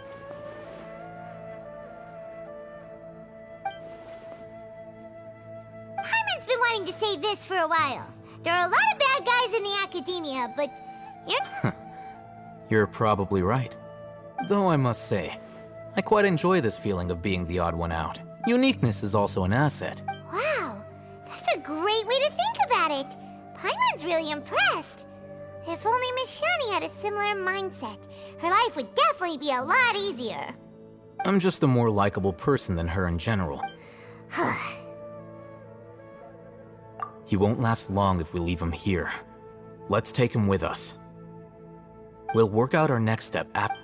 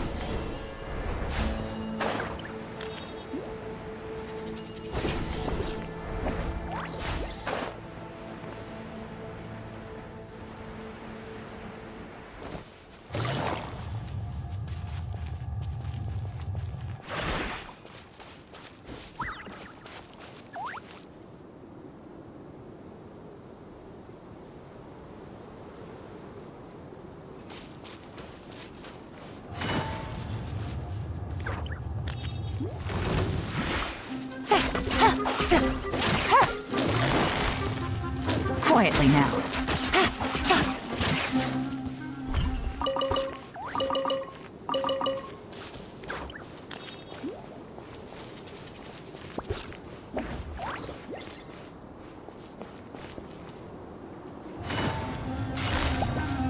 Busted.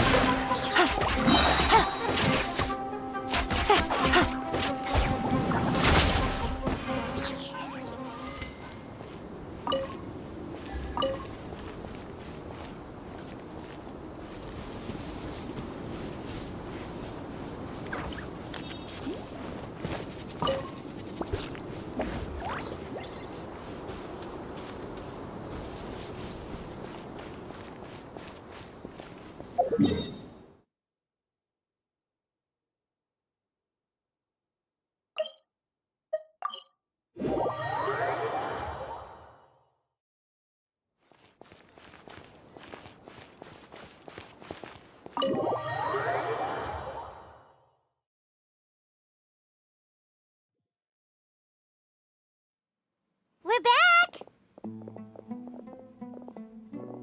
You must be tired. You should rest and take some water. What's the situation? Who's this? Unfortunately, somebody who's too young to take on the role of Isak's grandfather. Nevertheless, he's one of the people we're trying to find.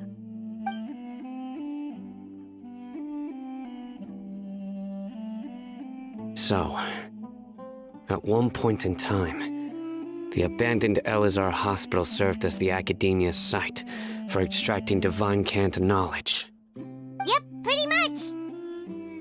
Their plan must have been implemented at some point before we arrived at Aru Village, since divine cant knowledge has been in circulation for a while now. Yet, they fled once we were headed to the village, almost as if they knew we were on their trail. Why is that? Yeah, why is that? We may have a mole in our midst. One of us could be secretly revealing our whereabouts to the Academia. Huh? Are our friendships that shallow? Looks like none of you have realized wherein lies the issue. Sino, you're the reason why they can predict our movements. Wait, what's that supposed to mean? Choose your next words very carefully. It is simply a logical inference. I have my reasons. So what you're saying is... Sino's the mole. Interesting. And here I thought you were the most suspicious one, Alhaitham, since you were always acting alone. I know. You have a point. But I realized something as we were returning from the hospital.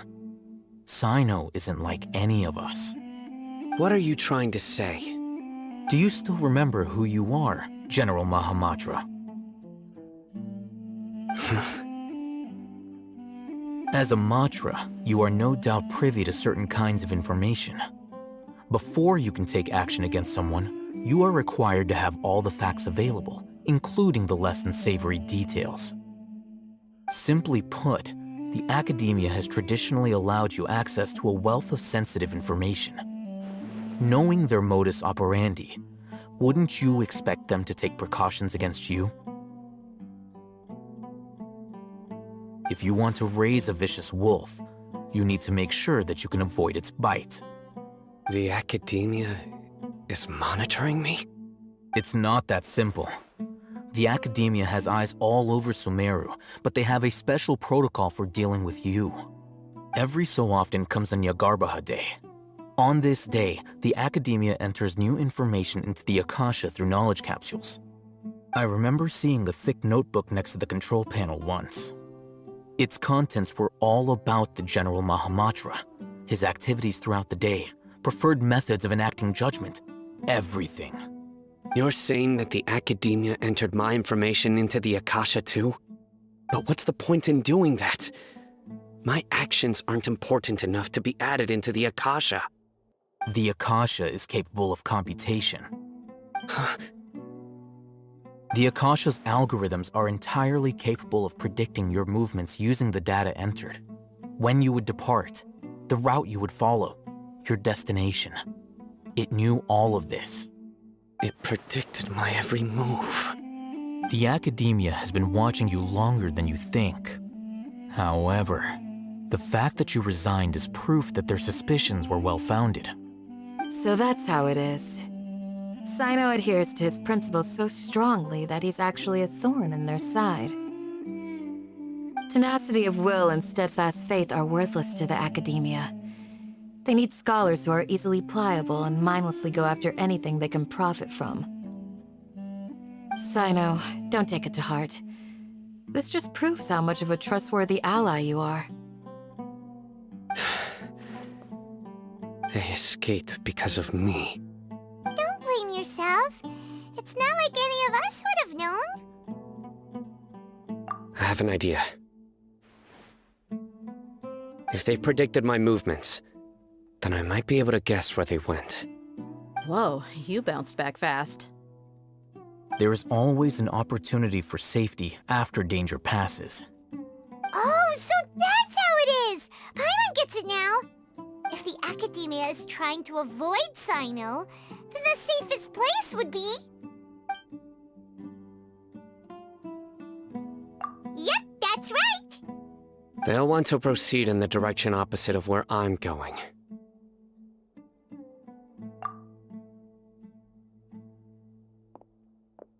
I must go. There's also something I want to investigate. Let's go, guys! After him! Please, wait! I want to go too!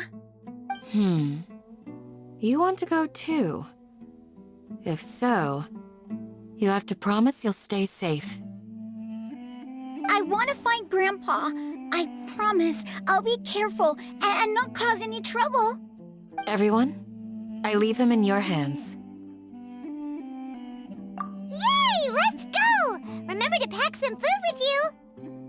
Paimon feels like we're missing someone, though.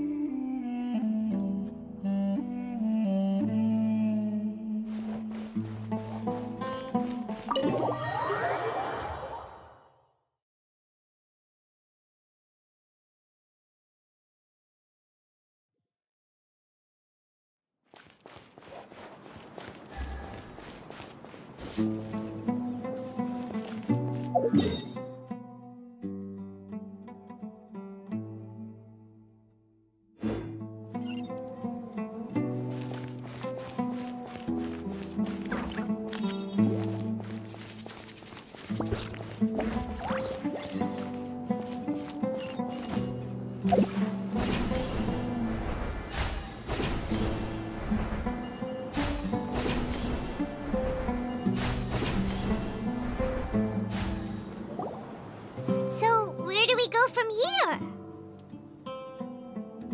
Yes. After leaving the village, we should head straight toward the desert.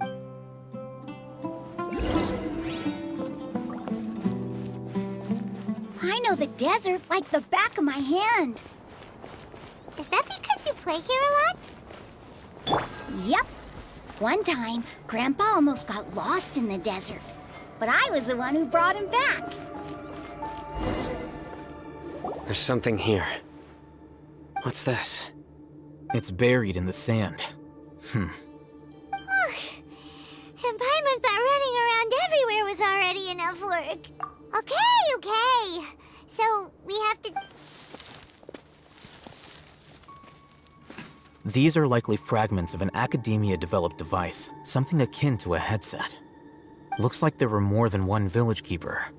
They must have been escorted this way because there are device fragments scattered around here.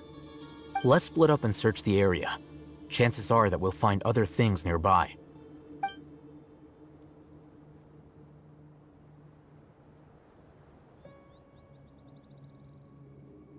Is this what we're searching for? This is definitely a device used... How did it end up buried in the sand? They must have been attacked along the... Wait, what? Grandpa, I hope you're okay. Don't worry, your grandpa's gonna be... Razak didn't display any signs of starvation or dehydration, which means that they left fairly recently. We should be able to catch up. One more thing. Given that the device had been entirely covered by sand, I believe the attack must have happened prior to the sandstorm. Let's keep going. They can't have gone far.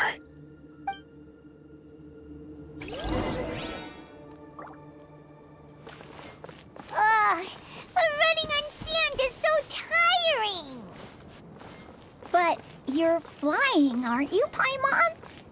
Is flying over sand tiring too? Ugh, of course it is!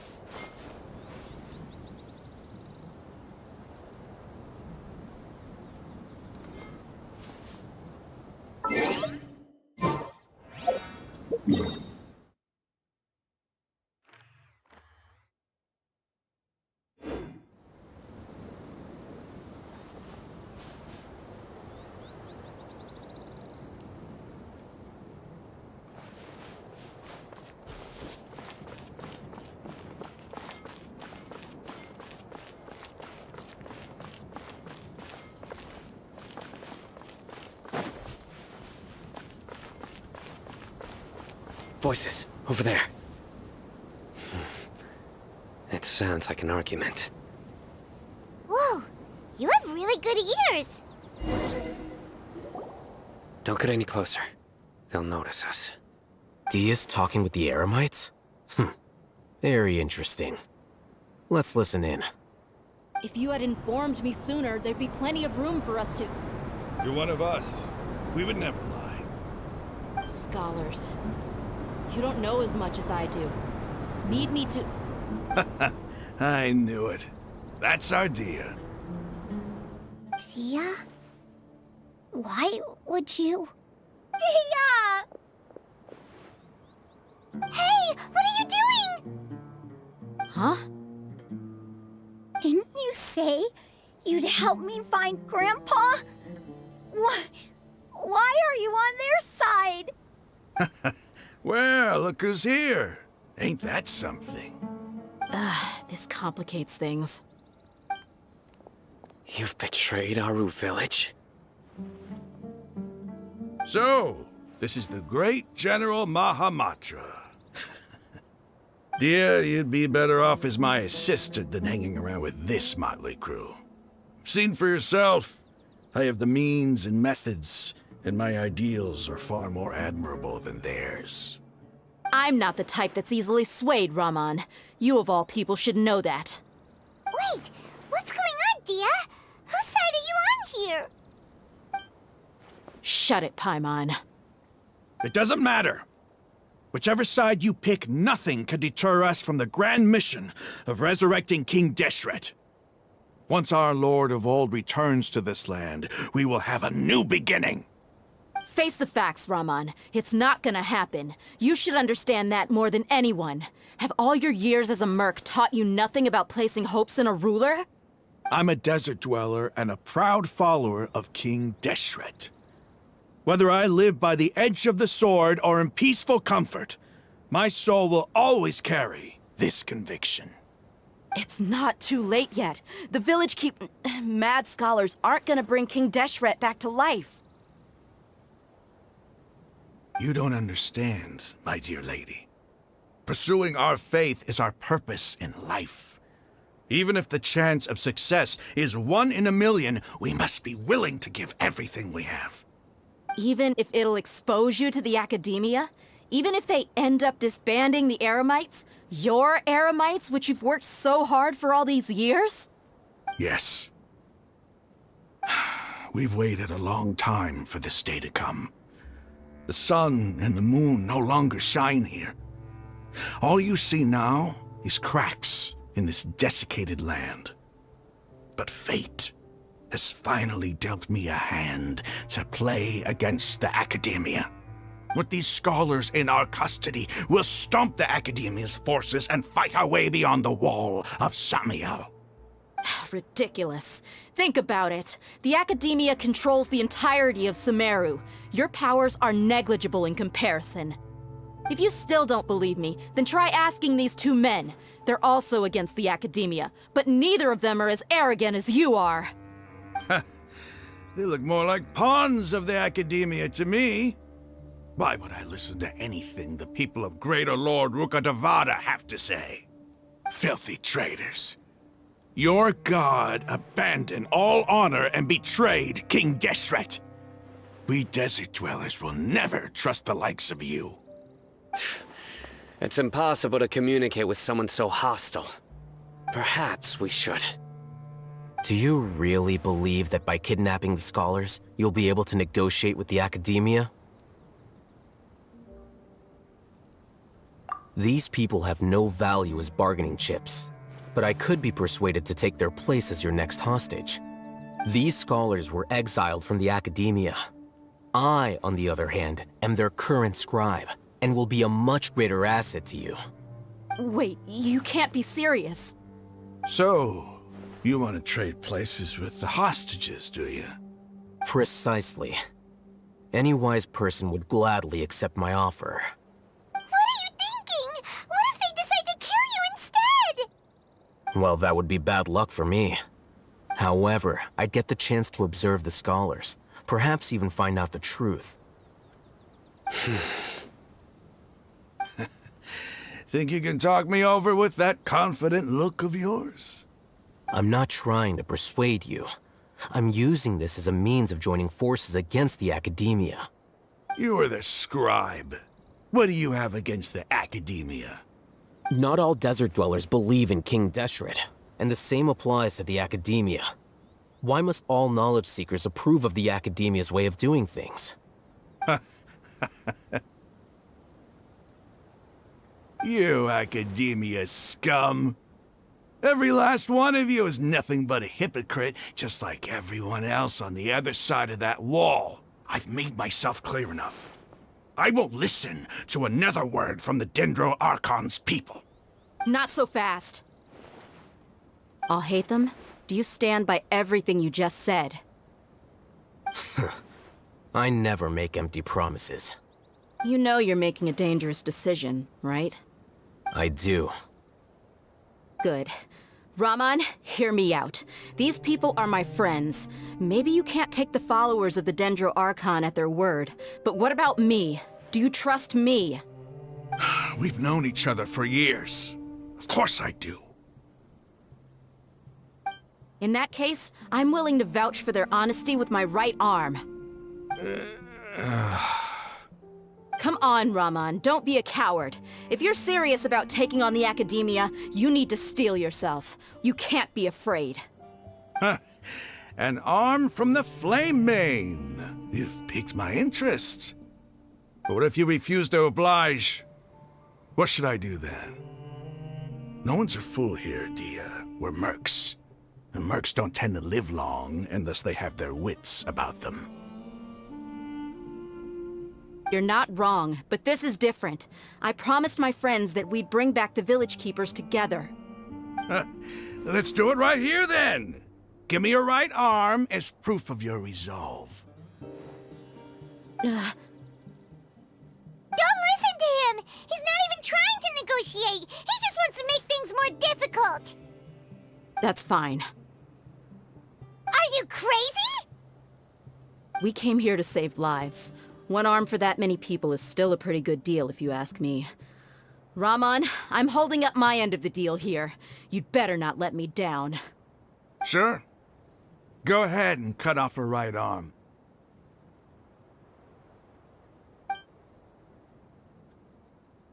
No! Dia! What are you gonna do? Think of something! You don't have to go this far. That's not for you to decide. Do it! Dia! Run!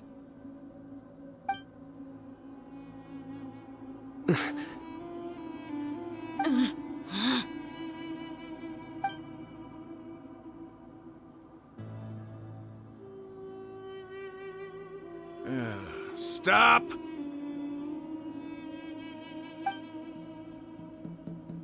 What's wrong? Can't do it? Flame Mane, you and I are both desert folk. Cutting off your arm is no different than cutting off my own fingers. Where's the sense in cutting my own kin to pieces? You've shown me that you're serious. Go on now, take your friends and leave. Meet me in the desert at noon tomorrow.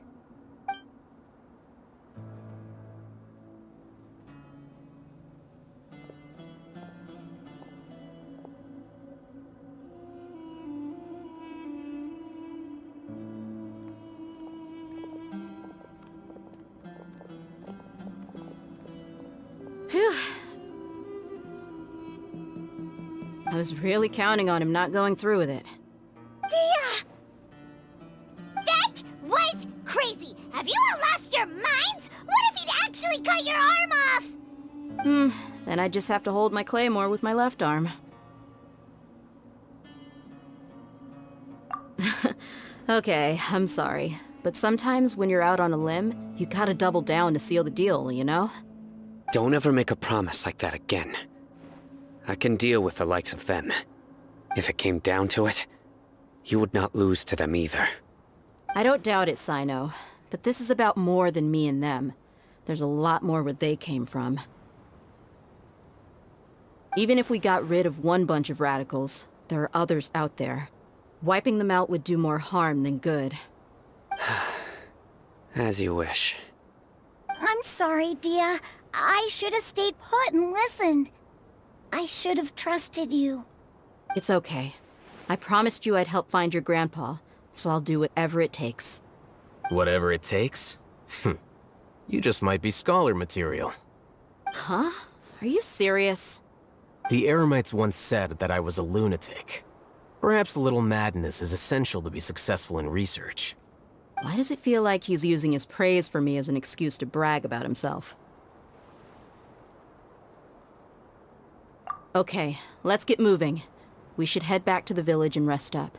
Today was just a trial run. Noon tomorrow is gonna be the hard part.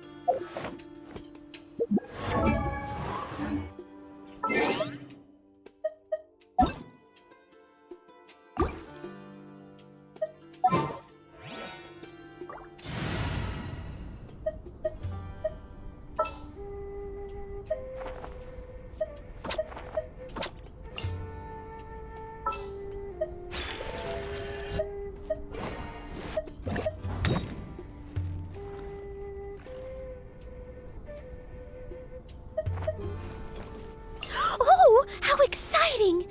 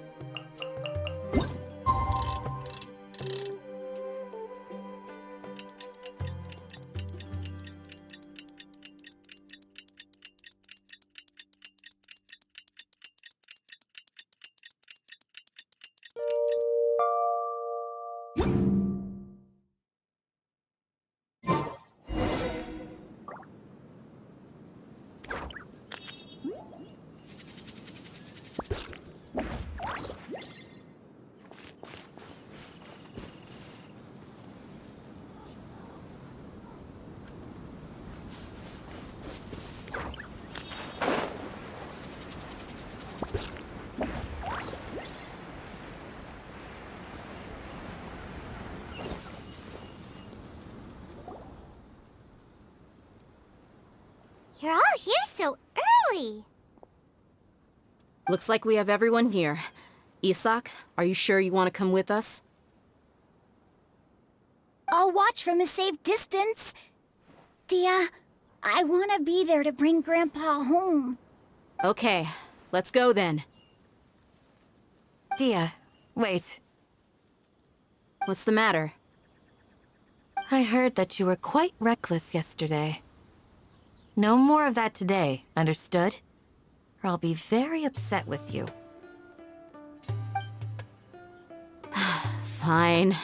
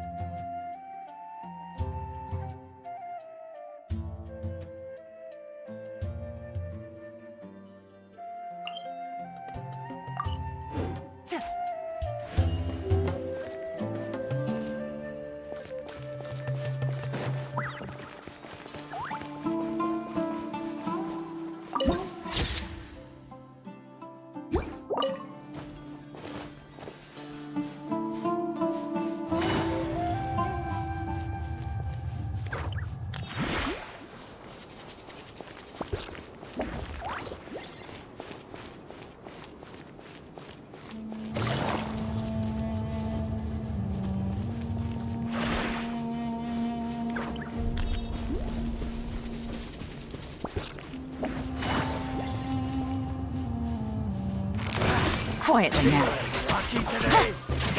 Game's up. Fun's over. Need.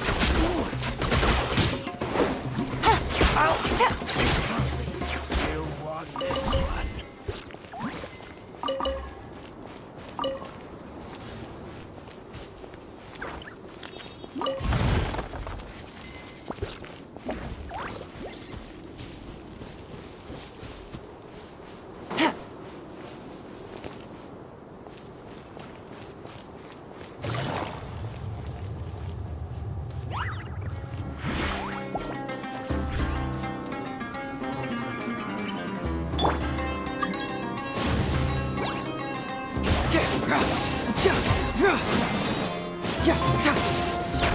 Keep moving!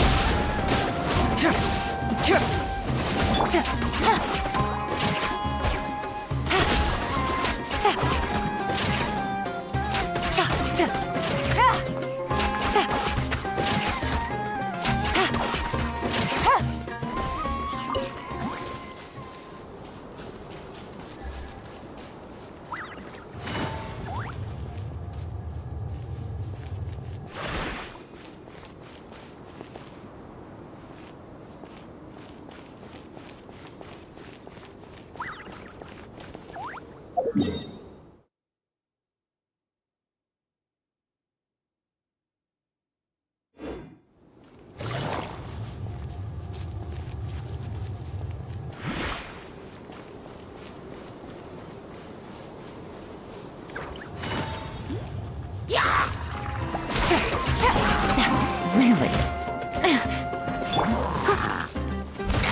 As a dutiful maid would.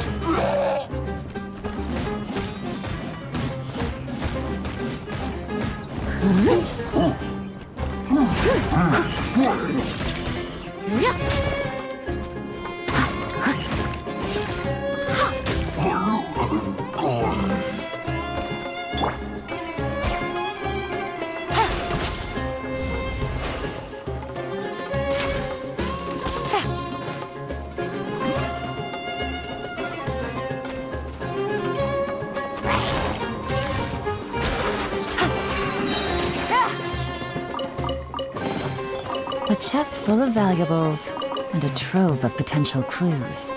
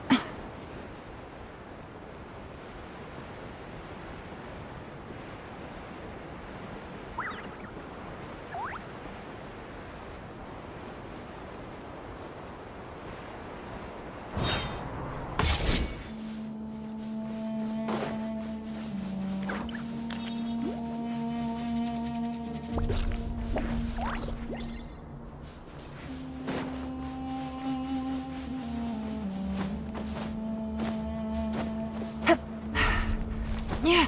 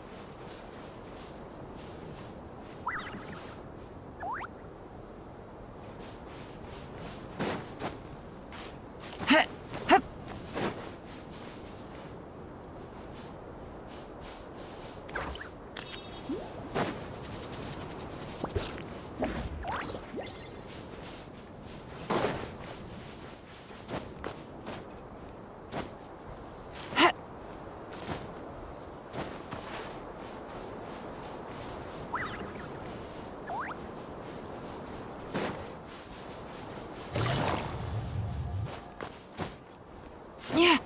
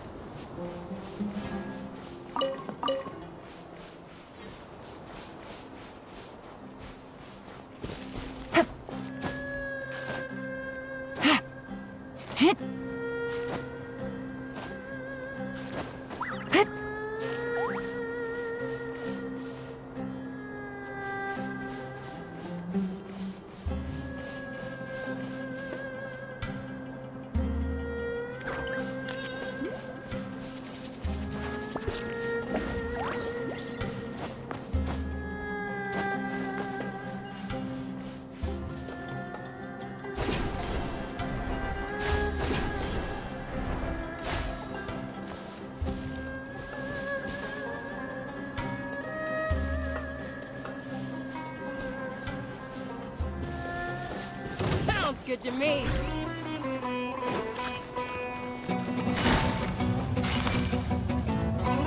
Gotcha.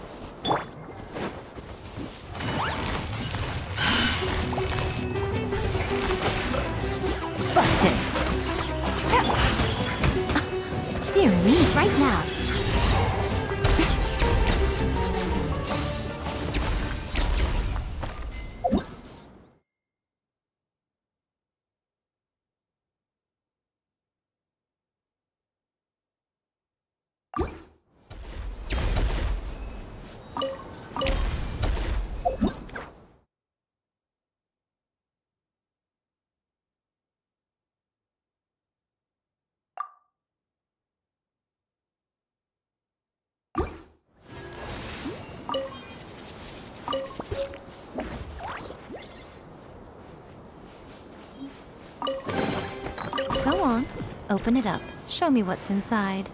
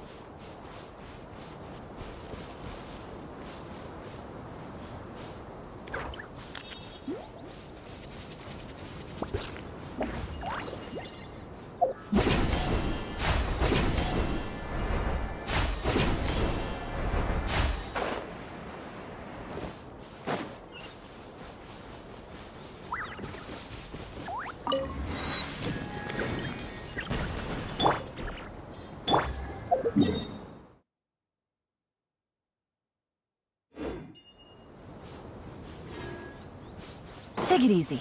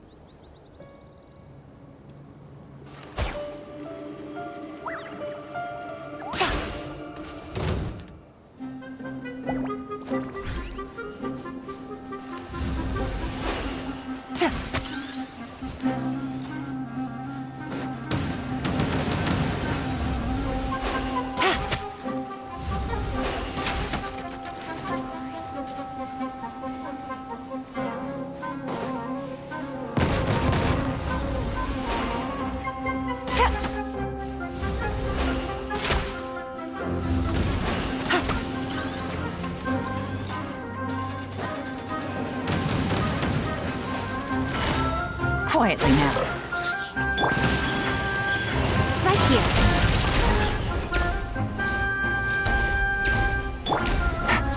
Here comes the catch.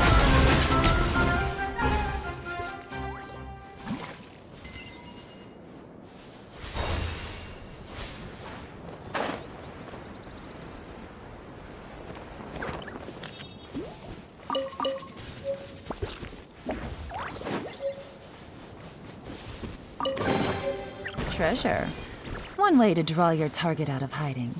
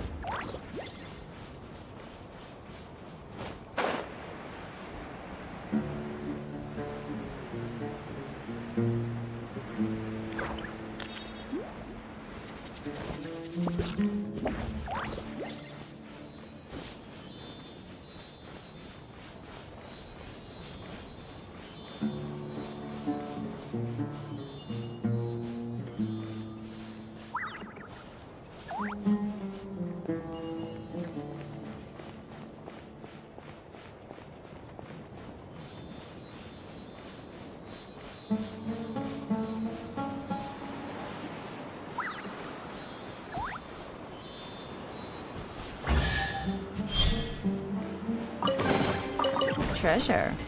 One way to draw your target out of hiding.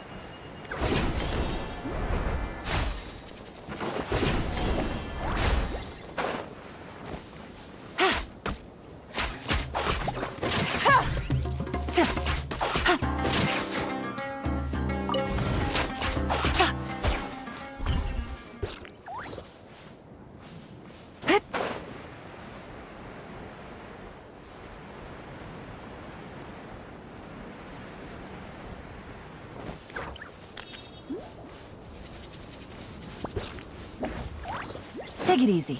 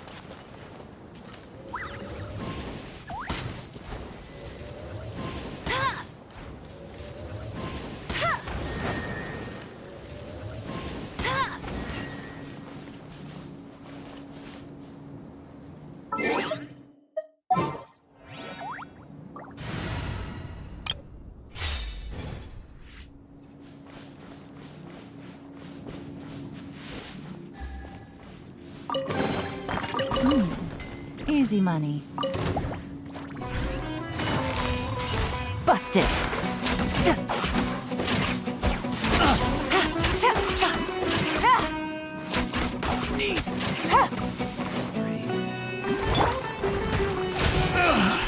Finally done.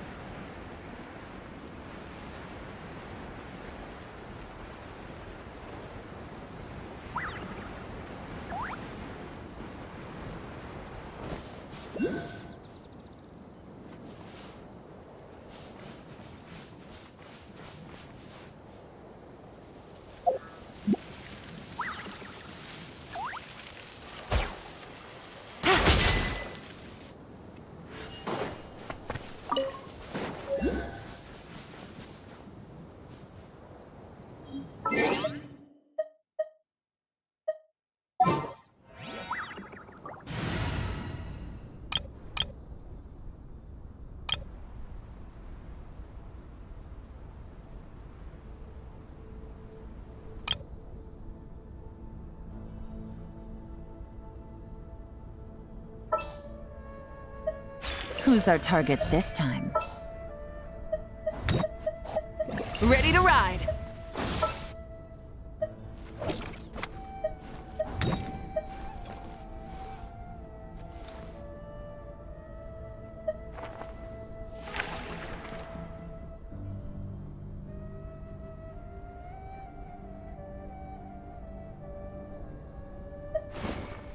All right, amuse me. As you wish. The world's a whole lot of...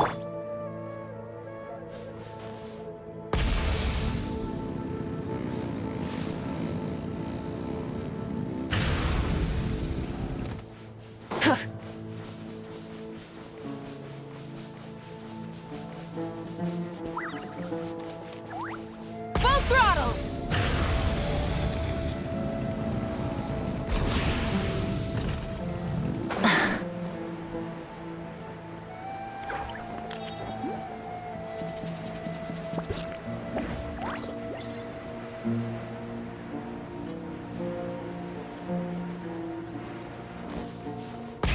Rev the engines!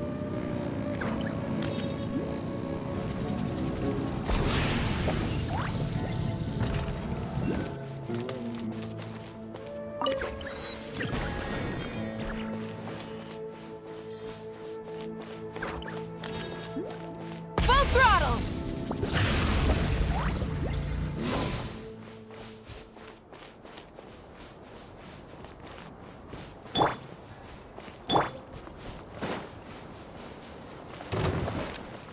I must leave no stone unturned. Time to clean up.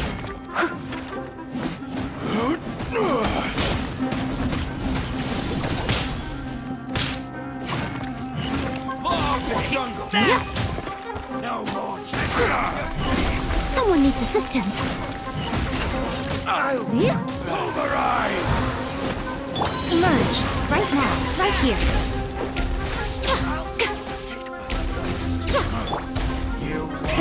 Rev the engines!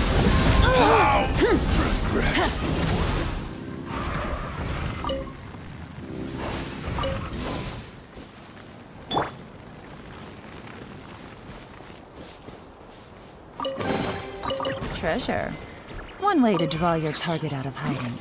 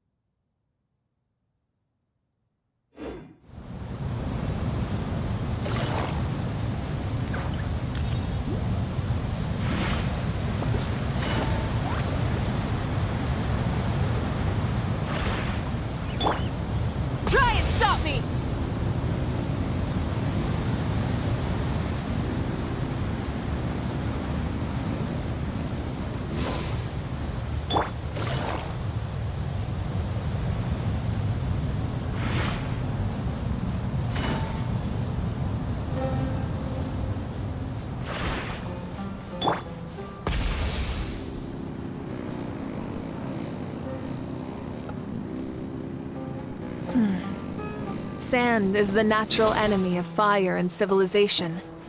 In the desert, ruins are all that remain to tell the story of the past.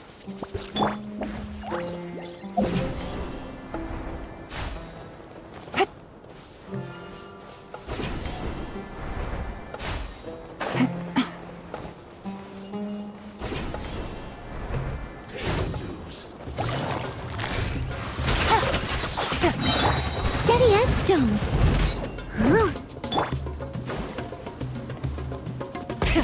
Rev the engines!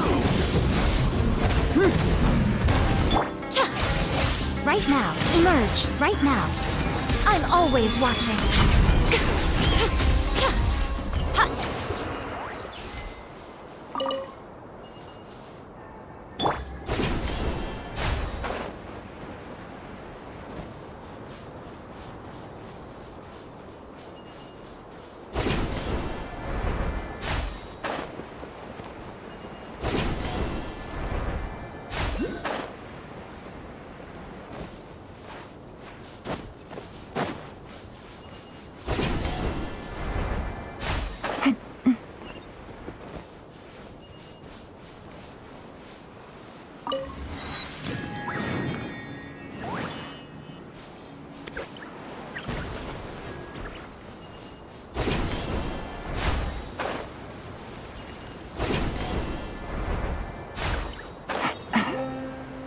Take it easy.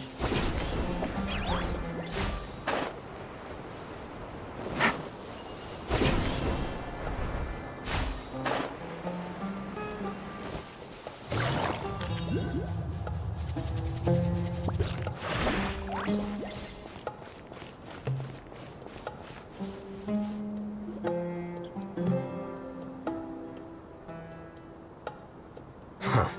They got here before us. Uh-oh. Is it because Paimon overslept by 5 minutes and held everyone up? Is everything ready? Absolutely.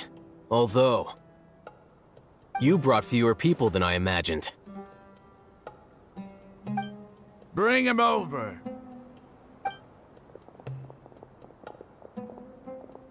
Grandpa! Why is there only one of them? Rahman, I've always thought of you as a man of his word. What's this about? It's a one-for-one exchange. Sounds fair, don't you think? And let me put it this way. Agreeing to any kind of deal with the Dendro Archon's people is already a huge compromise on my part. Don't you think you've asked enough?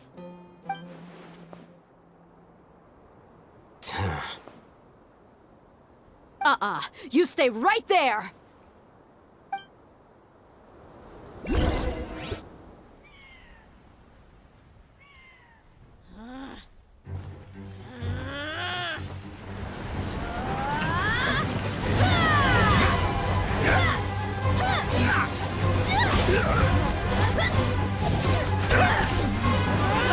Playmate! What do you think you're doing? Grandpa! Don't you see this blade here? You coward! Why are your hands shaking? Wait a second! It's a earthquake! Grandpa!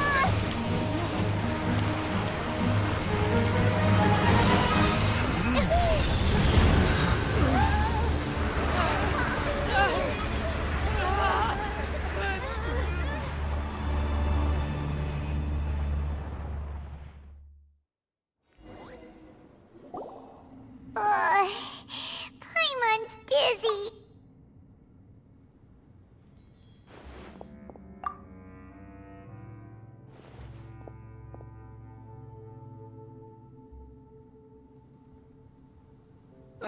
This day's going just great.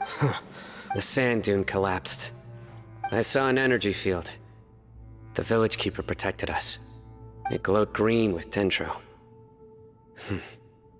Just like you said, it may well have been the remains of Lesser Lord Kusanali's power inside the scholar's body. The Dendro Archon. The present one. Grandpa? Grandpa? Oh no, he's getting confused again. Hey, look around you. Did there used to be a temple here?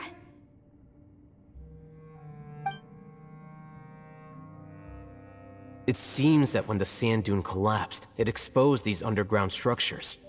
The symbols on the gate belong to King Deshret's civilization. This structure must be ancient. Over time, the sandstorms completely buried it and left it in the state we see now.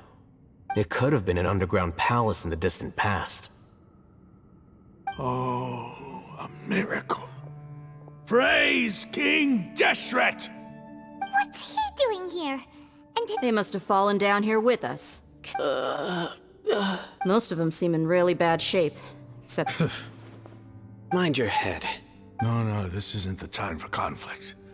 Our he's not actually gonna go in there. As it happens, I want...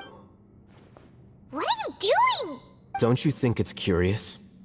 1 minute, Lesser Lord Kusanali's power protects us from harm, and the next, remnants of King Deshret's civilization appear. 2 major deities are vying to showcase their power to us. Paimon thought you weren't interested in God. Indeed. In my view, gods are just a higher form of living being. Or creature, you could... New discoveries are always worth investigating. Whether they have anything to do with gods is neither here... Raman, what are you gonna do about your men? I'll just let them lay here. King Deshret will take care of his people. Right now, I'm going inside.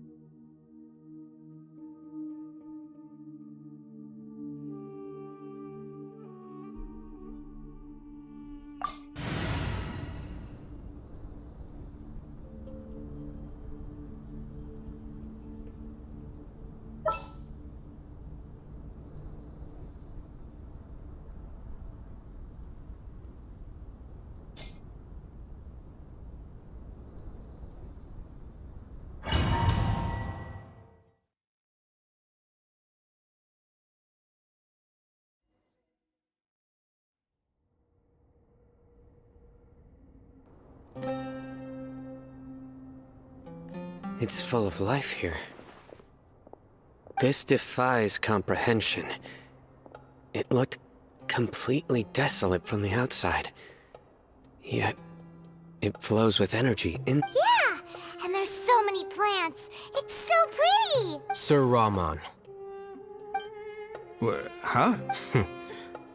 Are you mocking me? Interpret it however you want. But there's something I'd like to draw your attention to. While this structure is clearly left over from King Deshret's... Whatever you say. It's not like I have a vision. There's nothing to be angry about. Think of this as an academic journey. It does seem kinda strange. If that's true...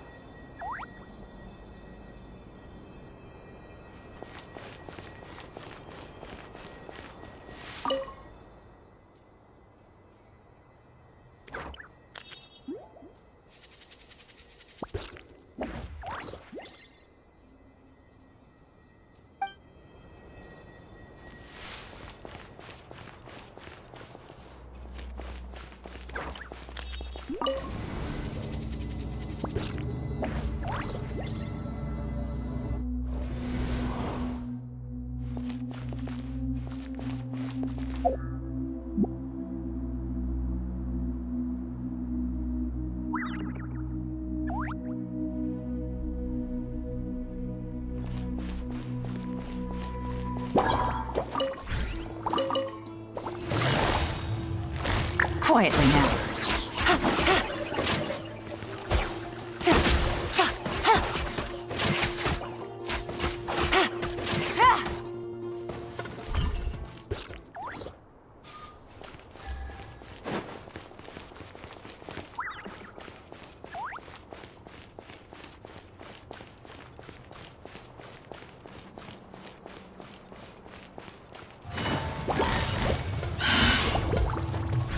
Busted. Take it easy. Pyroclastic surge!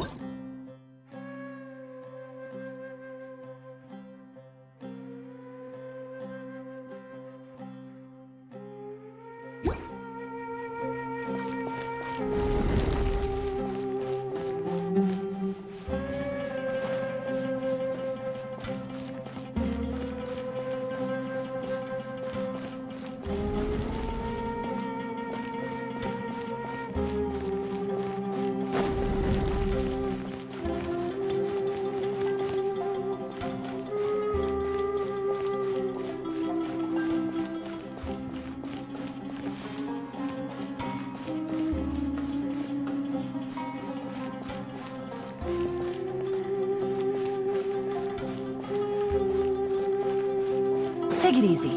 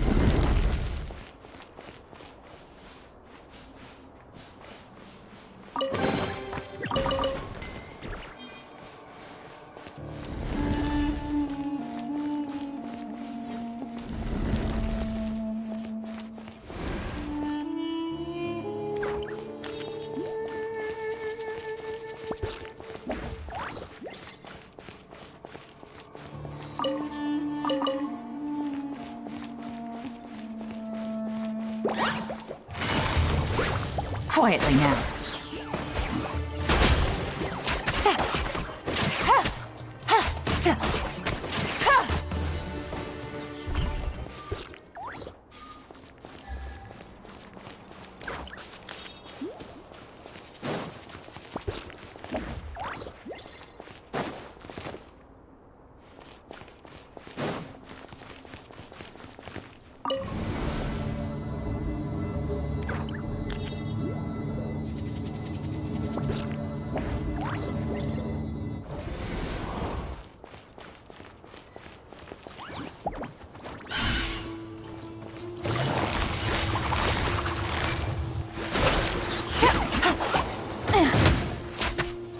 Emerge, right now. Emerge.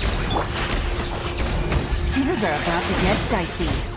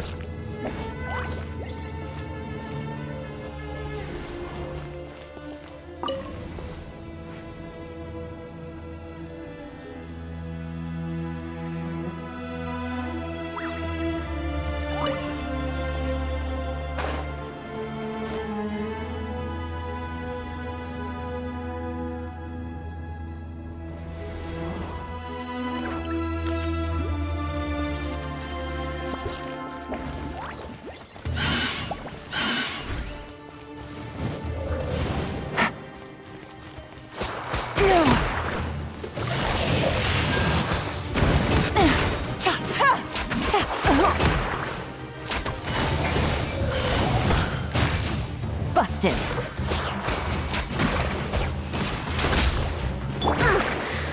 I must leave no stone unturned, as a dutiful maid would.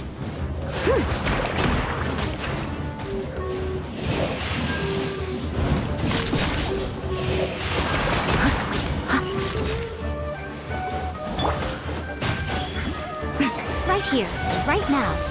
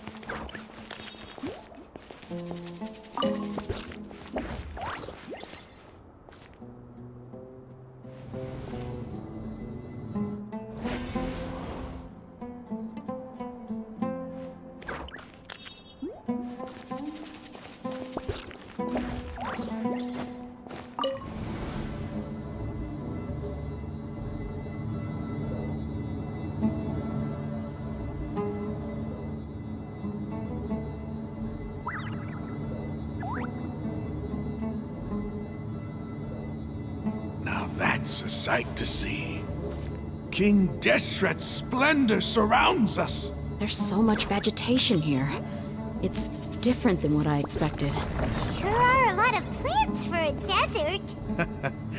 That's what I call divine providence of King Deshret.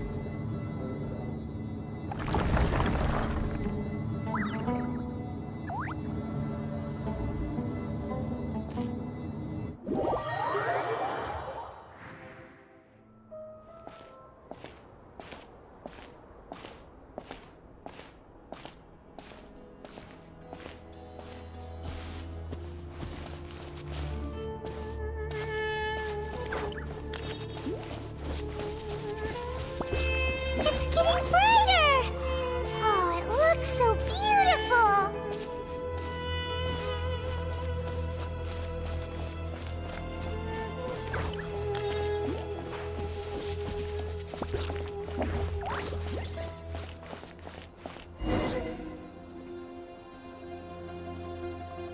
Wait. What's that?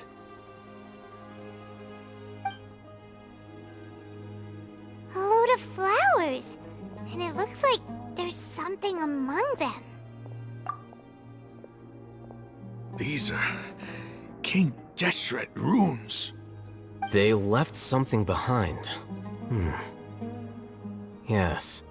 It's an elegy written in an ancient script. What does it say? Here lies our faithful priest Kasala. His wisdom is a miracle among the people, deserving of high praise and admiration. You can read ancient King Deshret script?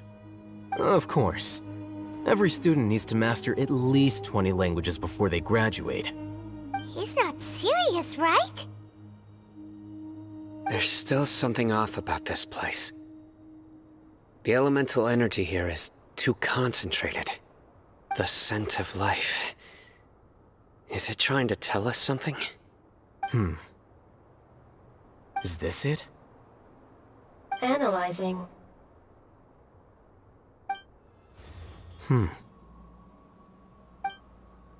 There seems to be a hidden message among these skeletal remains. Excellent. There's a device from King Deshret's civilization in this gravesite. I'll transmit the information over and project it for everyone to see. Isn't sharing knowledge against the Academia's rules? Yes. However, under the circumstances, I'd prefer you to see this for yourself. You'll understand after watching it.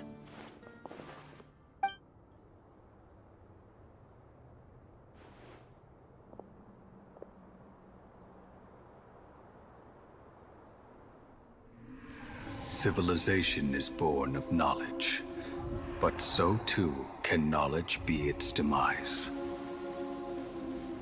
A disaster caught us unaware. It was knowledge that did not belong to this world. King Deshret brought this forbidden knowledge into our world, and it quickly spread like a plague. People's minds were filled with crazed whispers. Dark gray scales spread across their bodies. Even the land was stripped of its vigor. Only a desperate, deathly silence remained. Were it not for Greater Lord Rukkhadevata from the forests, the damage would have been irreversible. She summoned the priests to build temples and infused into them the divine power of life. The disaster was miraculously tempered, and the embers of our civilization were preserved in Aru village. Alas, the miracle could not last. As long as forbidden knowledge continued to exist, it would forever blight this world. In the end, the proud king of the desert, my eternal lord, chose to sacrifice himself. I have spent my whole life since guarding one of these many temples. But now, my duty is coming to an end. As I close my eyes for the final time, the sight of that noble deity will appear in my vision once more. In helping King Deshret to eradicate forbidden knowledge, she exhausted her strength, and her form became that of a small child. How strange. Now that I think of her, I no longer have any fear of death, for I sense that the spirit of life will abide with me during my eternal sleep. Children of the desert, cling no longer to past grievances, but hold tight to the memory of this act of benevolence. What was that? The priest's memories. No, impossible. Greater Lord Rukkhadevata. So the former Dendro Archon and King Deshret were never enemies at all. But this doesn't make any sense. The Dendro Archon's followers, they're clearly... Was that the former Dendro Archon? She became so tiny in the end.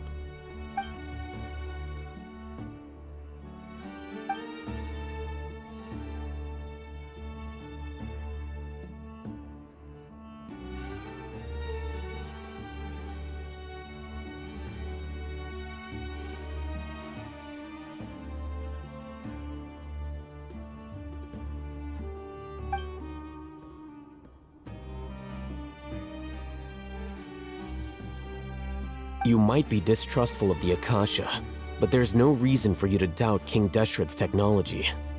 You've just witnessed his priest's last words. I've never heard about any of this before. The surviving followers of King Deshret all gathered in Aru village. Our god did not make mistakes. We refused to believe any of the rumors. King Deshret's death, the all but total annihilation of our civilization, it was all Greater Lord Rukkhadevata's doing. We saw her as nothing more than a traitor, who stabbed us in the back in our moment of crisis. Just like us humans, fighting, feuding, double-crossing each other to survive in the desert. You were blinded by your prejudice.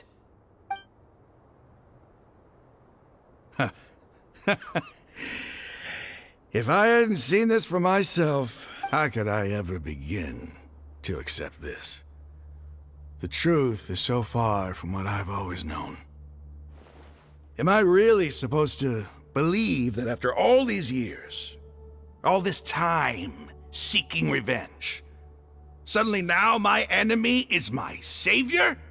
Raman, that's enough. Give it a rest. You're starting to make a fool of yourself.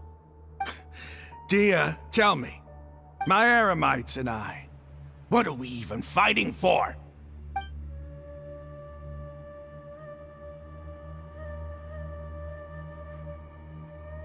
Hey, how you doing? I'll live. Thanks. I should probably go. Can't just stay here forever. What's your next move gonna be? Oh, I know what you're going to ask. I feel deeply ashamed of everything I've done. But please, give me some time. After... It's not gonna be... Well, I guess that's for me to deal with. Dia, this is where our camp's located.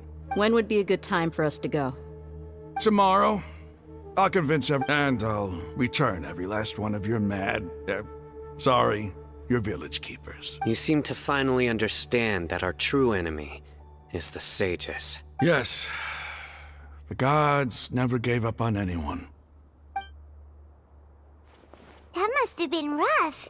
But he seems to have figured things out now. Ramon's no fool. Being the leader of your own faction in the desert is no easy feat. It's too bad he was held back by his belief in King Deshret.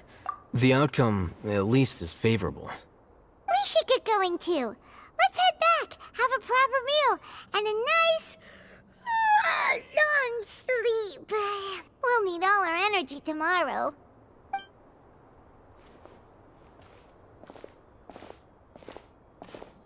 Sino, we're leaving! Stop yelling.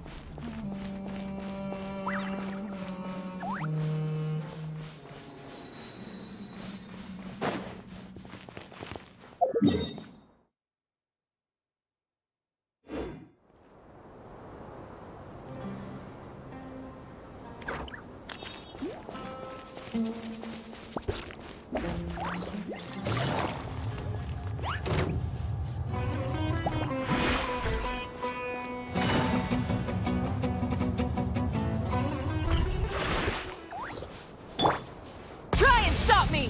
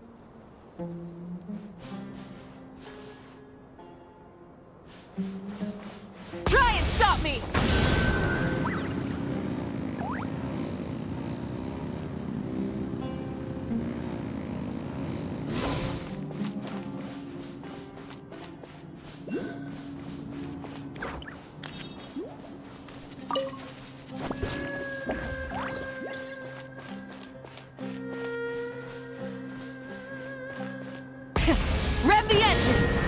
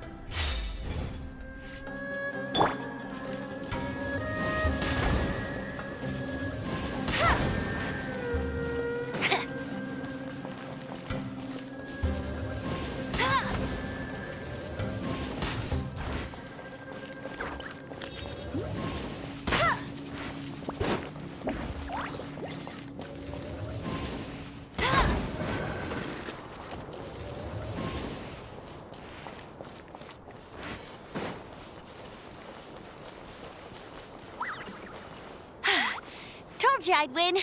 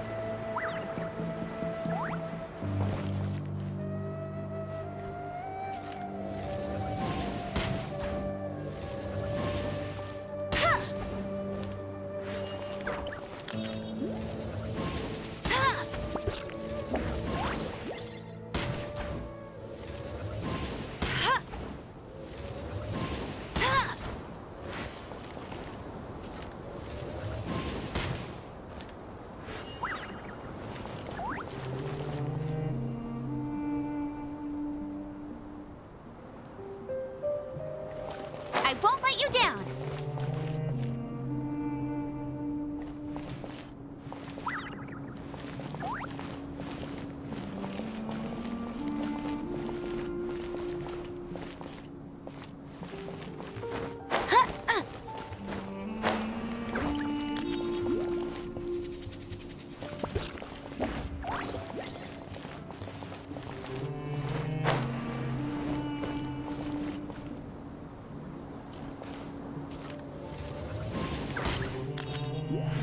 Get ready for the gliding champion of Mondstadt.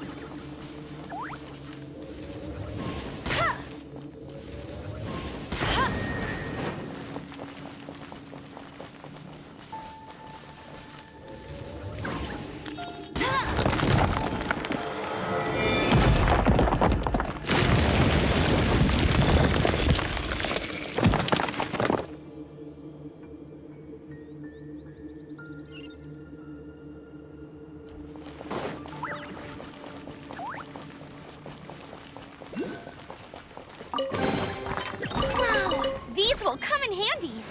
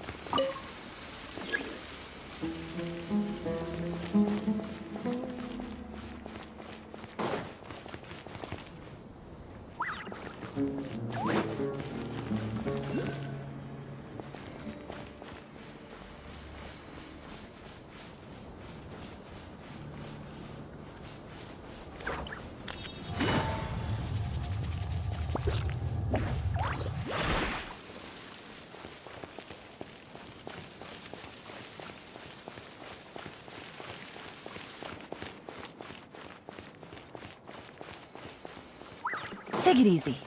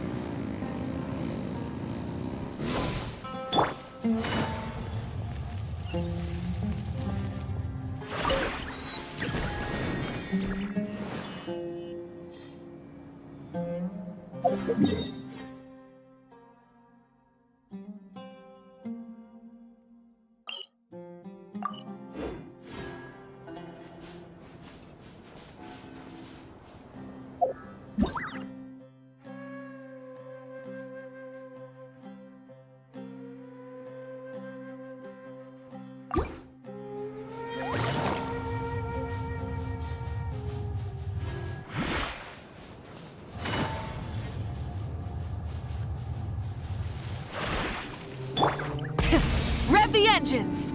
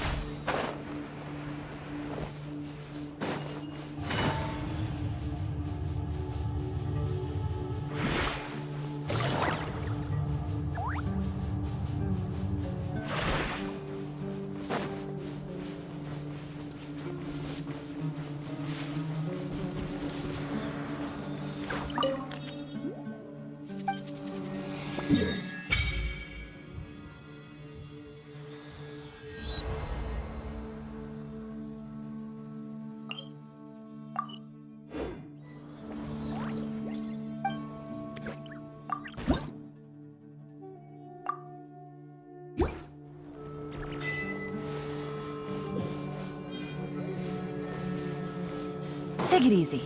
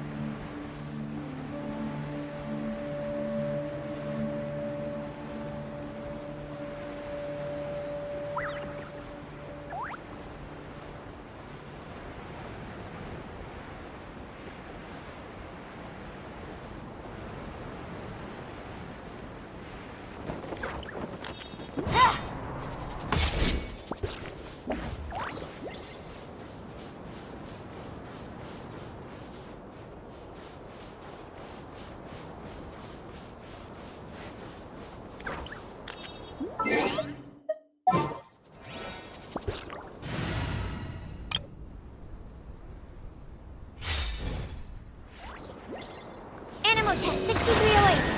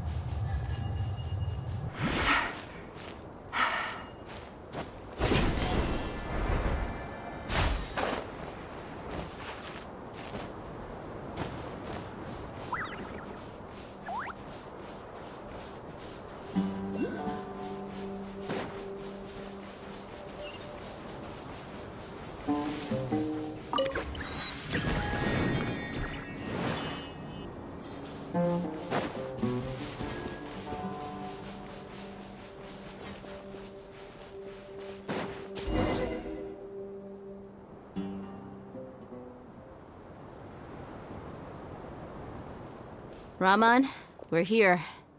Everything's been arranged. Someone will bring the village keepers back to Aru village shortly. I guess all I can say now is thanks for agreeing to help. Don't mention it. I think we can both agree you went to hell and back for it. But we share a common cause now. From here on out, we're allies. Where are the perpetrators? I'll bring you to them. Follow me.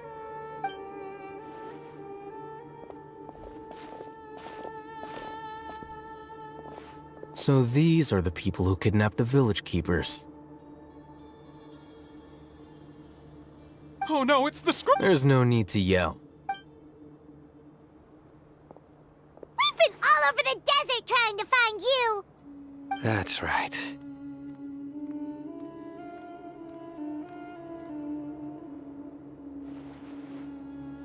General Mahamatra?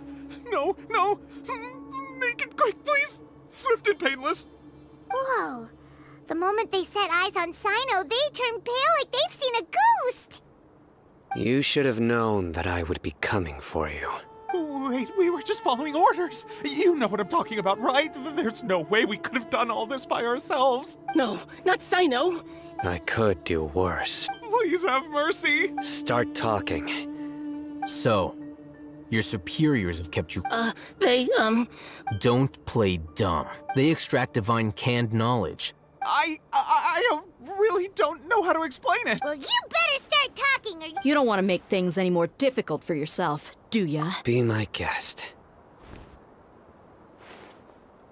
Huh? Huh? Uh-huh. That sure didn't sound like a fancy metaphor or anything. How did you know? There's no use hiding it now.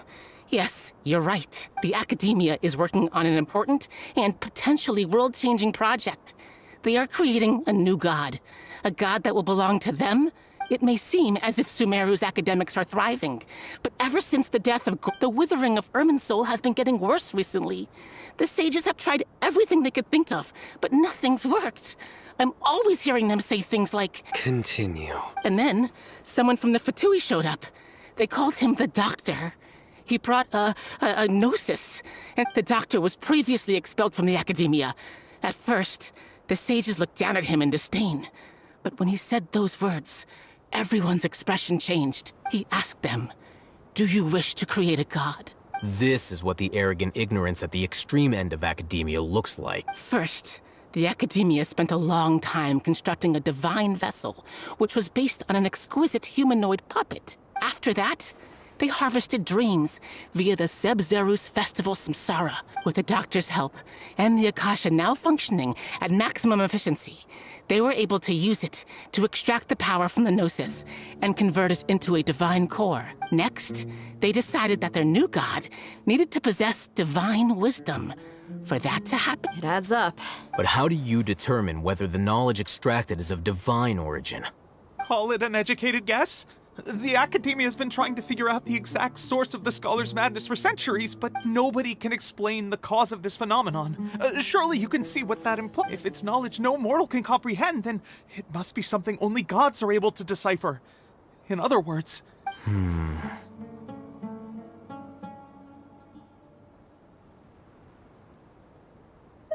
You must have noticed by now. The Academia doesn't care about who their god is. It's the ability to exercise control over knowledge. It is as if they are cursed with a desire for omniscience and some organisms demonstrate phototaxis, and thus orient their entire lives in respect to sources of light.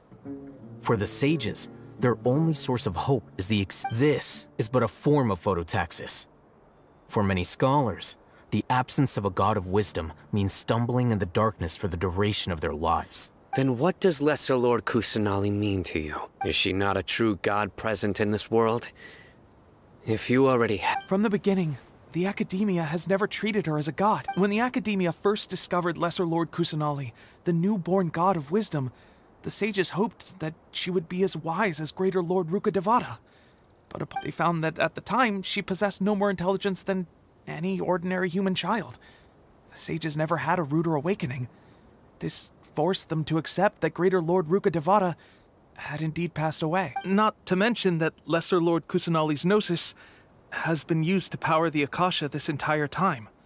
By herself, she has neither an Archon's raw power, nor the spectacular insight expected of a... Slowly but surely, people began to forget about her existence. So...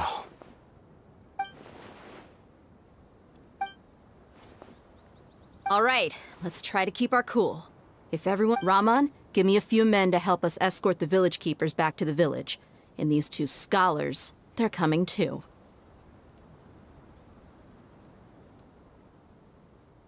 Sure, as you wish.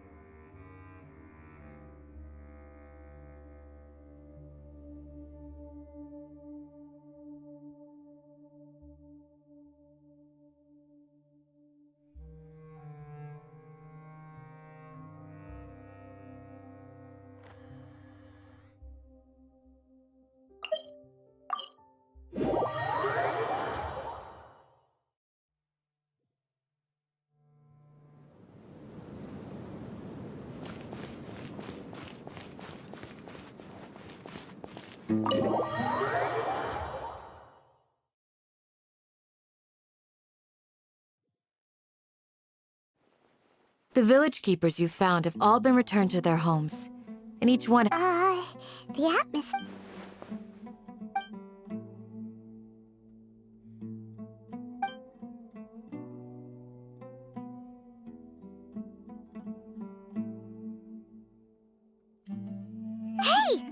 something! Stop spacing out!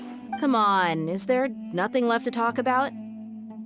In that case, let's all get some water and try to Or I can go Oh, Paimon! Do you have any plans, Traveler? Gods above, you're not talking about work, are you? So you were still withholding some information?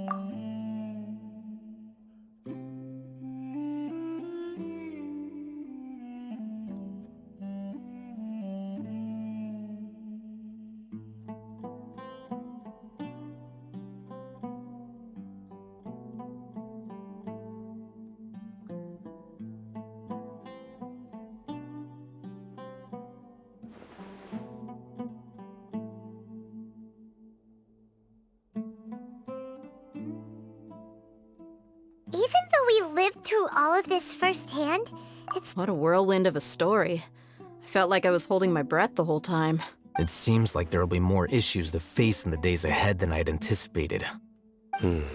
Still, now's a good time to make our next move.